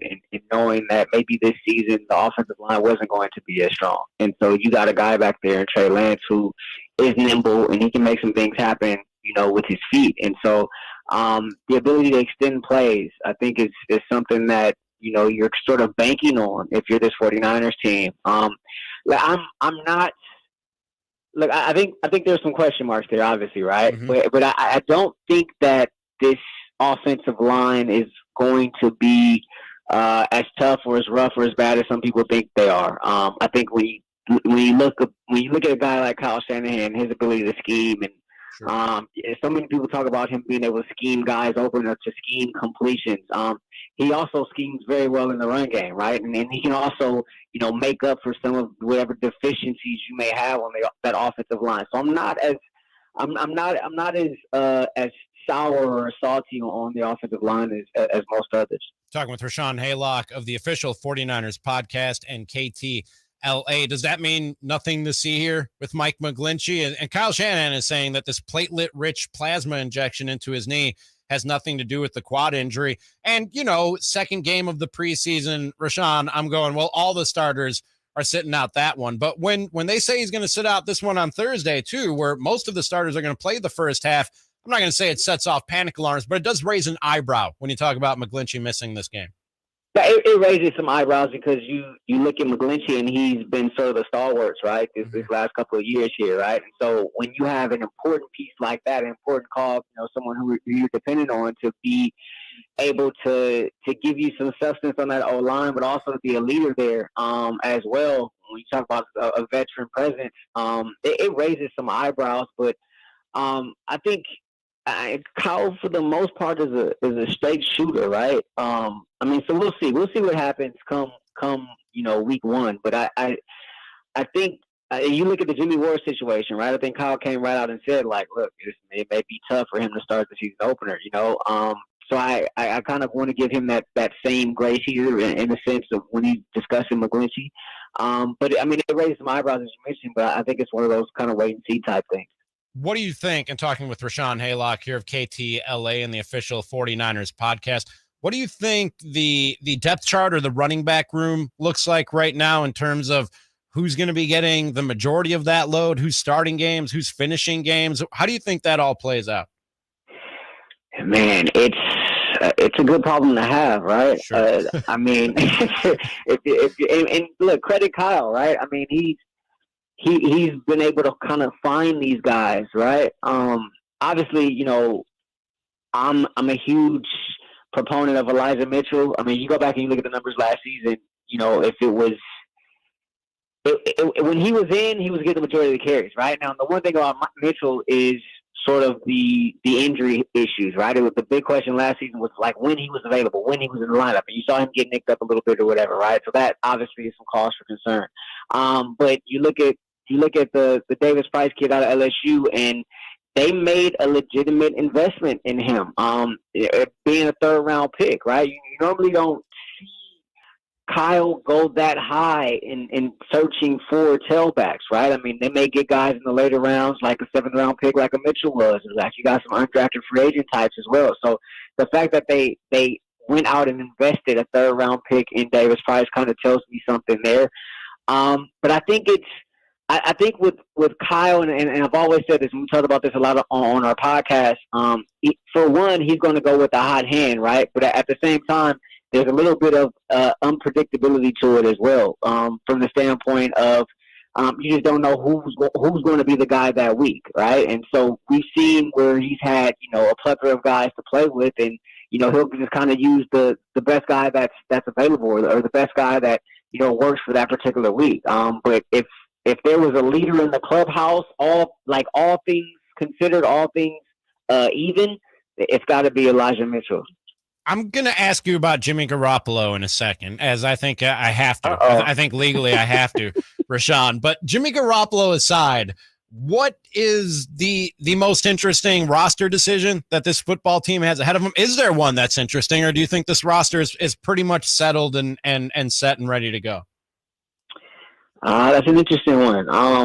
We talked about the O-line earlier. Mm-hmm. You looked at that secondary. I think some of the interesting parts of the secondary, I think that a lot of that had kind of played itself out throughout the course of the offseason, right? So for me, I look at the safety position, right? I look at a guy like Talanoa Hufanga. Is this his time, right? And if it is, what are we going to get out of the second-year player out of USC? From a 49er standpoint, I think that's very interesting. I think it's how do they kind of fill that void, that other safety spot with Jimmy Ward looking like he may be out, even if it's just for one game. But I also, it's the secondary for me. There's some depth there. There's some talent there. But there's also some young guys there. So you kind of got a mixed bag, right? And so it's how will that play itself out throughout the course of the season? I think that's the most interesting component to me is the secondary. You look at the corners, you look at the safeties as well. That's kind of the most interesting thing for me. Jed York, CEO of the 49ers, he came out and said to Tim Kawakami of The Athletic that he'd be open to bringing Jimmy G back, so you can't have too many good football players, too many good quarterbacks. A couple guys on the 49ers beat today I saw on Twitter kicking around the idea of bringing back Jimmy G in the regular season just to see if a trade market develops for him as the season goes on through injury or otherwise. Is that something that if you're running the 49ers, Rashawn, let's put you in the GM chair or in the GM office, Is that something you'd be open to, or does Jimmy some way, somehow got to go before that roster bonus kicks in on August 30th? This is something that we've talked about throughout the course of the offseason, and something that my partner on the Believe in 49ers podcast, Super Bowl champ Eric Davis, we totally do not see eye to eye on. I think that this has been a poor job by the 49ers of managing this whole Jimmy Garoppolo thing, and it all started on his farewell press conference the day after they got bounced after the NFC Championship, right? And from that moment on, every single move that they made as it relates to Jimmy G has been poor, and they sort of put themselves in this situation. Now you got an opportunity where if they were kind of saved, the surgery saved them, and just kind of gave them, allowed them to give Jimmy permission not to show up to, the OTAs and things of that nature. But now it's gotten weird, right? Like he's there, but he's practicing off to the side on the side field, but he's like still signing autographs, and the fans still love him. Those that support Jimmy G. It's just a weird deal, but I believe that he should have been gone a long time ago, but I think by them opening their mouths the way that they did, they took away the trade value, and so now you're at this point of the season where you really have nowhere to go, right? Cleveland may have entered the conversation here, but I don't necessarily see them going that route. Once Baker Mayfield got moved, that pretty much signaled the beginning of the end for me. So unless you're just gonna bite the bullet and release him, you have no choice but to keep him on this roster. But how much is he involved? How much is he in the quarterback room? How much is he hanging around Trey and at practice? Is he getting any sort of reps? Right now, he's your best backup quarterback right now on the roster. But Ken, you're setting up who's supposed to be your franchise quarterback. You're setting him up for, I don't want to say failure, but you're setting him up for a rocky road, so to speak, because it's anticipated that Trey Lance is there's going to be some bumps in the road, right? Sure. Everything's just not going to be, rainbows and butterflies when he takes the field for the Niners. And so, the moment that happens, right? What if there's a 2-game losing streak? What if, there's some things that happen and you got 10 there on the sideline? And everybody in the locker room is looking around and saying, look, we know 10, if he's healthy, he can get us at least to a conference title game. He's gotten us to a Super Bowl.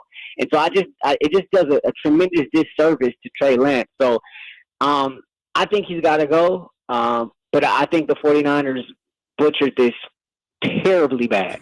That is Rashawn Haylock, reporter for KTLA, and also check him out as the host of the official 49ers podcast and our guest for the last few minutes here on Cattles and Ramie. Rashawn, great stuff, man. Thanks for the time and the insight. No doubt. Appreciate it, Ramie. You guys be well. Thank you. We'll talk again soon. And we're going to keep the discussion going about Jimmy G. And when I present the Jimmy G situation in the way I'm about to present it, in the question I'm about to ask you on the other side of a break, I might change a few folks' minds when it comes to Jimmy Garoppolo. That's coming up next. Cattles and Ramie, Sactown Sports 1140. Nobody protects you from May.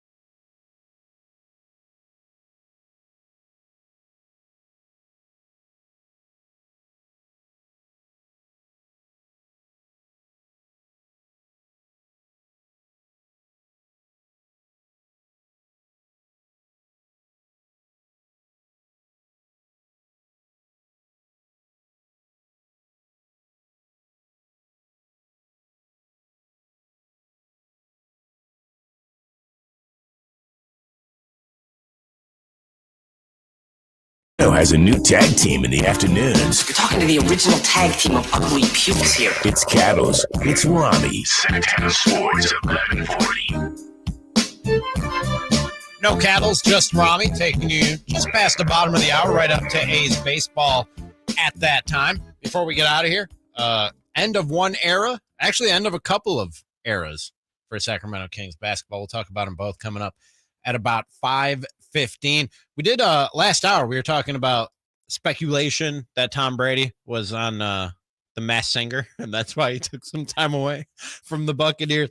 On our YouTube page, Brad comments, I have a friend in LA that works in Hollywood and says he heard Tom Brady was on the Fox Studio set, on Fox Studios lot. Said can't confirm Masked Singer, but what was he doing on the Fox Studio lot? Interesting. I don't know. He works for Fox, but we also know now that he was in the Bahamas. So I don't know who your friend is, but apparently he was not on the Fox lot because he was in the Bahamas. We talked a lot about Jimmy G on this show, and anywhere that people talk 49ers, you'll hear a lot of Jimmy G talk, discussion, questions, debate. We just talked with Rashawn Haylock of the official 49ers podcast, and he said him and his partner have been going at it over Jimmy G. Cattles and I have gone at it over Jimmy G since I got here. And there was an article in The Athletic today, just a headline, where I went, well, this proves my point. This proves my point that the 49ers should keep Jimmy Garoppolo around. And the headline read, Nate Sudfeld and Brock Purdy are both impressing the 49ers, so who will be QB2? Does anybody in Sactown Sports 1140 land, does anybody out there really think that Nate Sudfeld or Brock Purdy are better quarterbacks than Jimmy Garoppolo? Rashawn just said it. Jimmy Garoppolo is the best backup quarterback on this roster right now. And if nothing else, if you don't want him to be your backup, a possibility we discussed to start the show today, keep him on the roster just to see if a trade market develops for him during the season, because that money's already on the books. You're already under the salary cap. It's sunken cost. What do you got to lose? Maybe you get something for this guy before the season is up instead of just cutting him before his roster becomes guaranteed on August 30th. And even Jed York, the CEO of the 49ers, sounded open to keeping Jimmy G around. I mean, I've said this before, you can't have enough good quarterbacks and good football players. And again, like, I'm not going to get into roster discussions and what John and Kyle want to do, but I will support them in sort of anything that they want to make this team as good as it can possibly be. That was on the TK podcast with Tim Kawakami, CEO of the 49ers. And I said this in the first hour of the show. I don't know if he means that. I don't know if that's just lip service. I was looking at him like I do a politician going, man, I hope you mean that, but I don't think you do because I don't trust you. I'm sorry, I just don't trust you. He can't come out and say, oh, I mean, I really don't see him here. Right. And he's kind of on his own, and we're just really trying to get him off our books. But my question is this, and I don't know how anybody answers this question in a way that doesn't result in Jimmy Garoppolo on the 49ers roster. Who has more value on this roster right now? Jimmy G or Sudfeld or Purdy? Like, who has more value for this football team right now between those three guys? They even talk in this article about the possibility of keeping both those guys and rostering three quarterbacks not named Jimmy Garoppolo when this season starts on September 11th. That would be absolutely ridiculous. Because for starters, he's, as Rashawn said, the best backup quarterback on this team. When we were talking about the Raiders in the 4:00 hour and the trade of Nick Mullins, I said, I love it. I love it because if you have a backup quarterback that anybody around the league has any interest in and will give you something for, trade that guy. Because if you were going to have to go to that guy at any point, your season was over anyways. You can cancel Christmas. You can kiss the baby. If you got to go to your backup quarterback, it's a wrap for any extended period of time. You're not going anywhere. You're not doing anything. You know who is the exception to that rule? They're not named Purdy or Sudfeld. It's Jimmy Garoppolo. He is the rarest of insurance policies at the quarterback position in the modern NFL. The rarest of insurance policies at the quarterback position in the NFL. I know you don't want this to happen.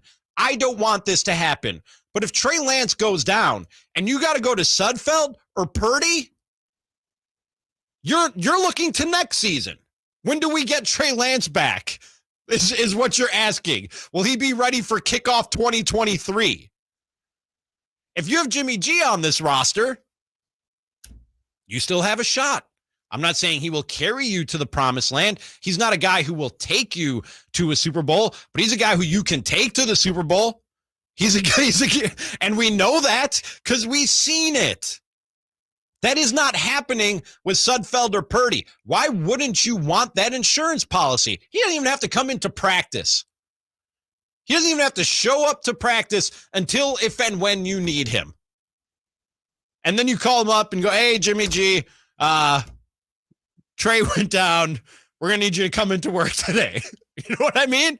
And you still have a chance to do something. And beyond that, even if he never plays for you again, you keep him on the roster and he never plays for you again, you might find a trade partner over the course of 17 weeks of an NFL offseason. You can't say either of those things about Sudfeld or Purdy.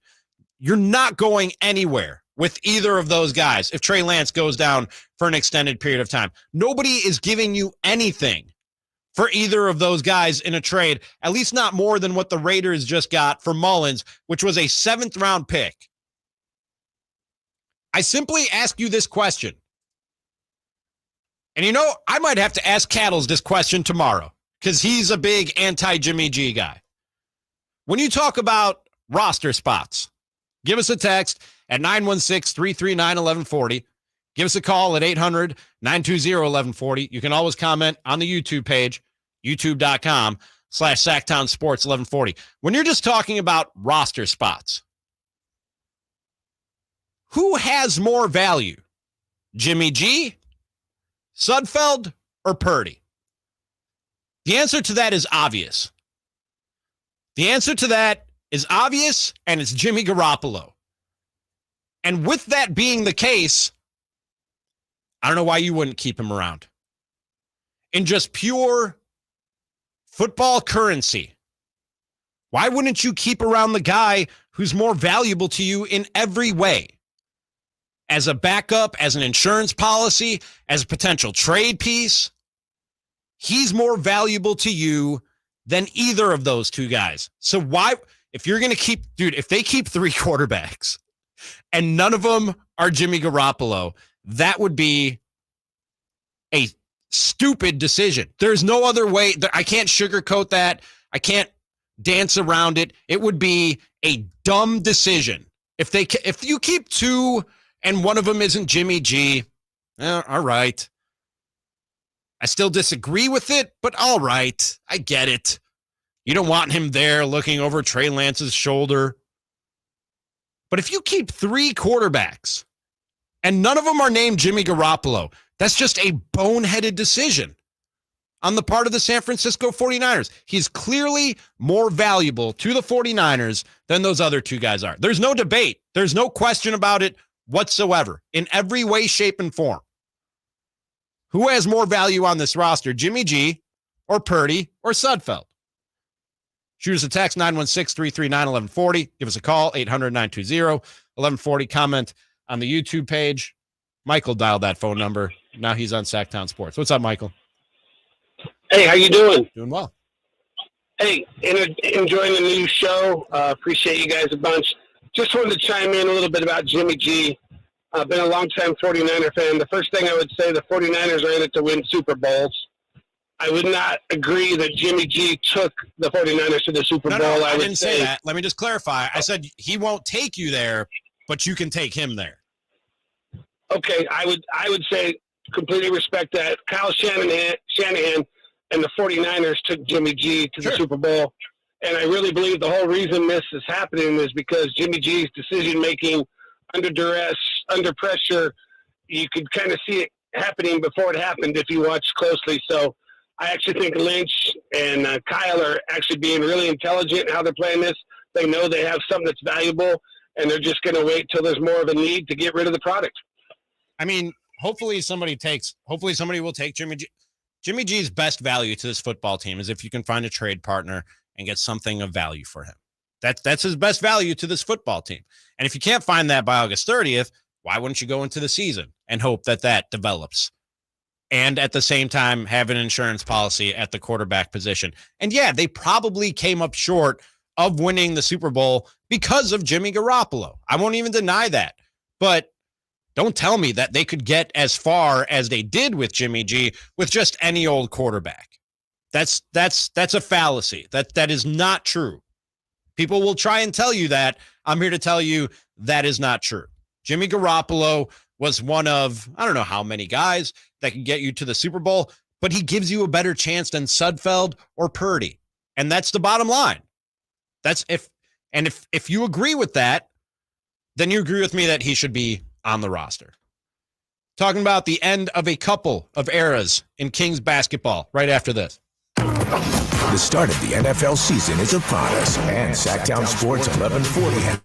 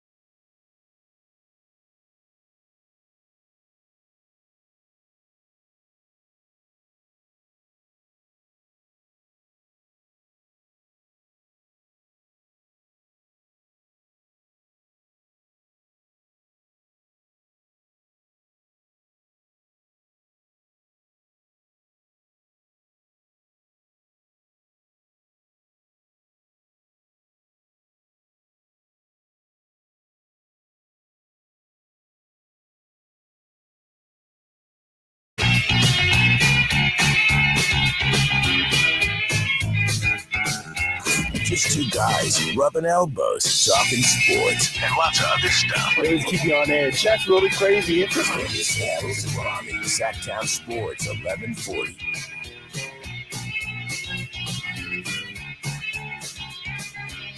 About 20 more minutes of that show before we take you right into A's baseball coming up here on Sactown Sports 1140. No Cattles today, just Ramie. Follow me on Twitter at Ramie, Ramie is Twitter. Follow us, subscribe to us on YouTube, youtube.com/Sactown Sports 1140, and hit that subscribe button for Nick Cattle's sake, for his mental health and well-being. Click on that subscribe button. It's driving him crazy that so many of you watch and don't hit that subscribe button. So for Nick's sake, please hit that subscribe button, and Nick will be back tomorrow. And I really do.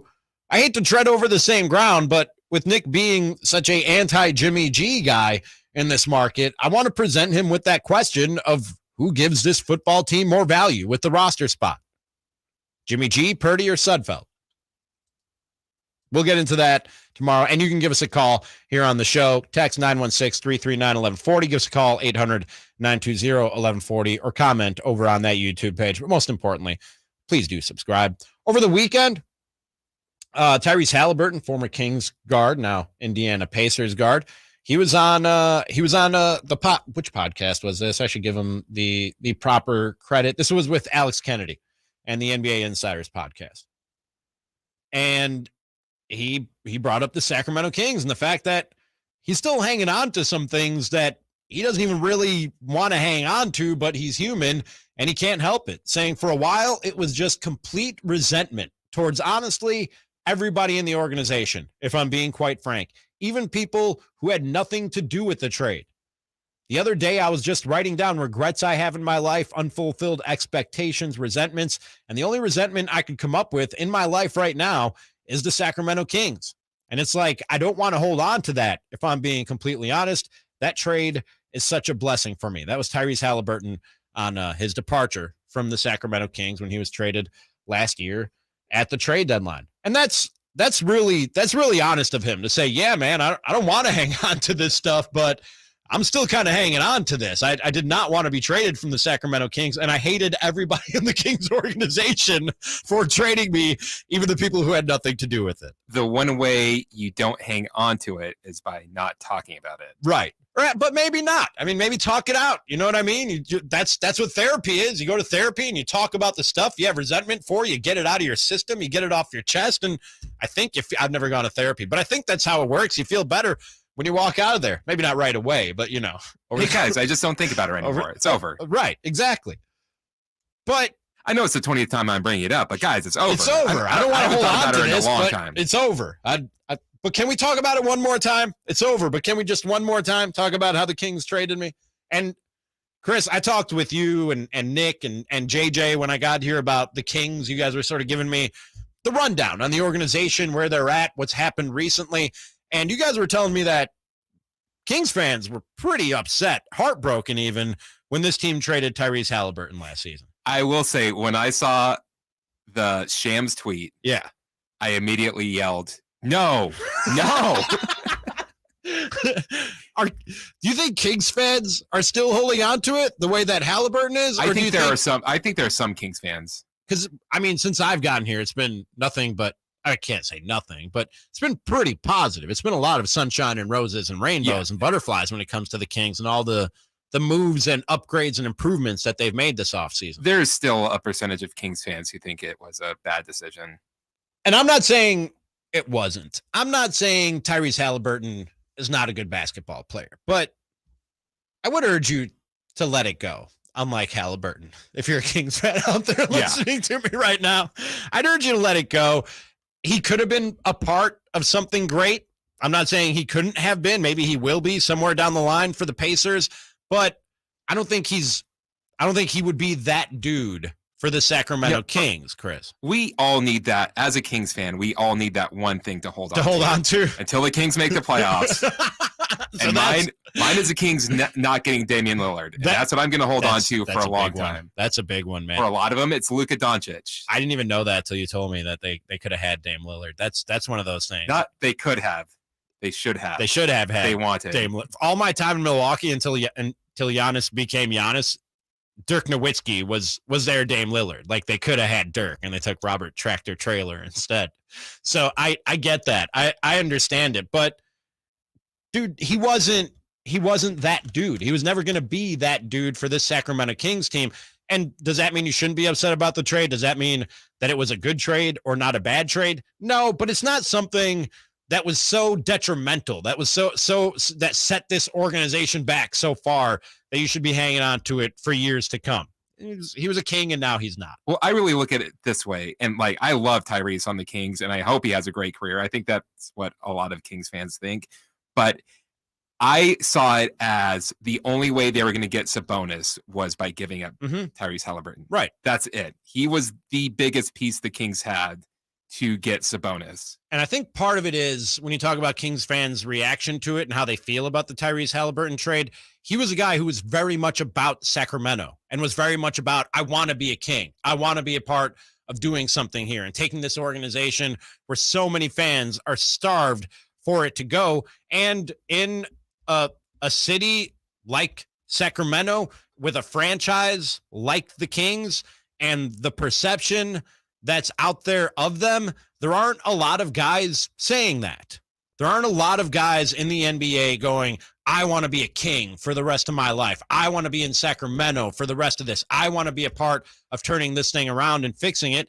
Sacramento and the Kings, and I'm not saying it's right. I'm not saying people are right when they talk about it the way that they do, but they have a reputation, both the city and the organization, that not a lot of NBA players find all that appealing. And when you have a guy like Tyrese Halliburton saying that he wants to be a part of this, that he wants to stay here, I think that's so endearing to Kings fans that it hurts when he's traded. But from a pure basketball standpoint, I don't think that this is one of those trades that you look back on and go, oh, man, if we just hadn't traded Halliburton. He's going to be a good player. He's going to be a fine player for the Pacers for years to come or wherever else he might go.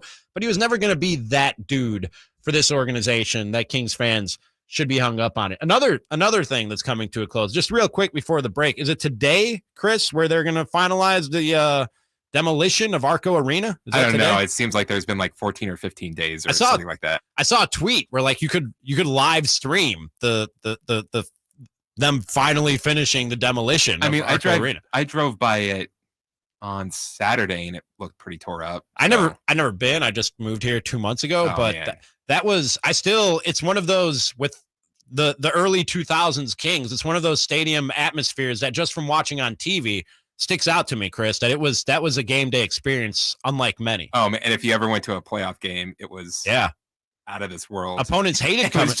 It's just like a warehouse basically. But those old buildings, and they probably didn't do this on purpose, but a lot of those old buildings, like I grew up going to the Chicago Stadium watching the Michael Jordan Bulls. A lot of those old buildings, whatever it was about them, they get louder than these new these new stadiums. When you went to Arco, you weren't doing anything else. Right. You were going to watch a game. Right. Like there's a bunch of like cool stuff at Golden One. There's a Sierra section over on top there, and there's other places you can walk around and see different things. Like no, Arco was you sit in your seat, you watch the game. You're there to watch a game. You lose your mind. Yeah. Opponents hated coming here in the heyday of Arco Arena. They needed a new arena because, like Chris said, it was a warehouse, so the basketball court in the middle of it. So that's not necessarily great for the business model. But as far as just a atmosphere and making it hard on opposing teams that were coming to town, Sacramento and what went on in Arco Arena, again, like I said, is one of those fan or one of those stadium experiences that stands out to me just from watching it on TV. I still remember one of my last games there. It was a TNT game and it was against the Thunder back when Durant was on the team and stuff like that. And the place went absolutely insane as the Kings took the lead. And it was like, oh, wow, I remember this feeling. This is incredible. Did you have a cowbell? Were you a cowbell I did not. kid? I'm not a big cowbell person. No? You don't need more cowbell? No. All right. I won't go and recite the whole script from Christopher Walken's SNL skit. Right after this, I thought I was going to wine country this weekend. And then Nick and Chris and JJ told me you are not going to wine country this weekend. But I'm pretty sure I was in wine country this weekend. We'll clear it all up right after this. You ask for more 49ers coverage, and Sactown Sports 1140 listen. Let's go, Niner gang! Get all the latest 49ers news and notes online at SactownSports.com. Plus, make sure to follow us on IG at Sactown 1140 for Emil Fragoso's live post-game show following every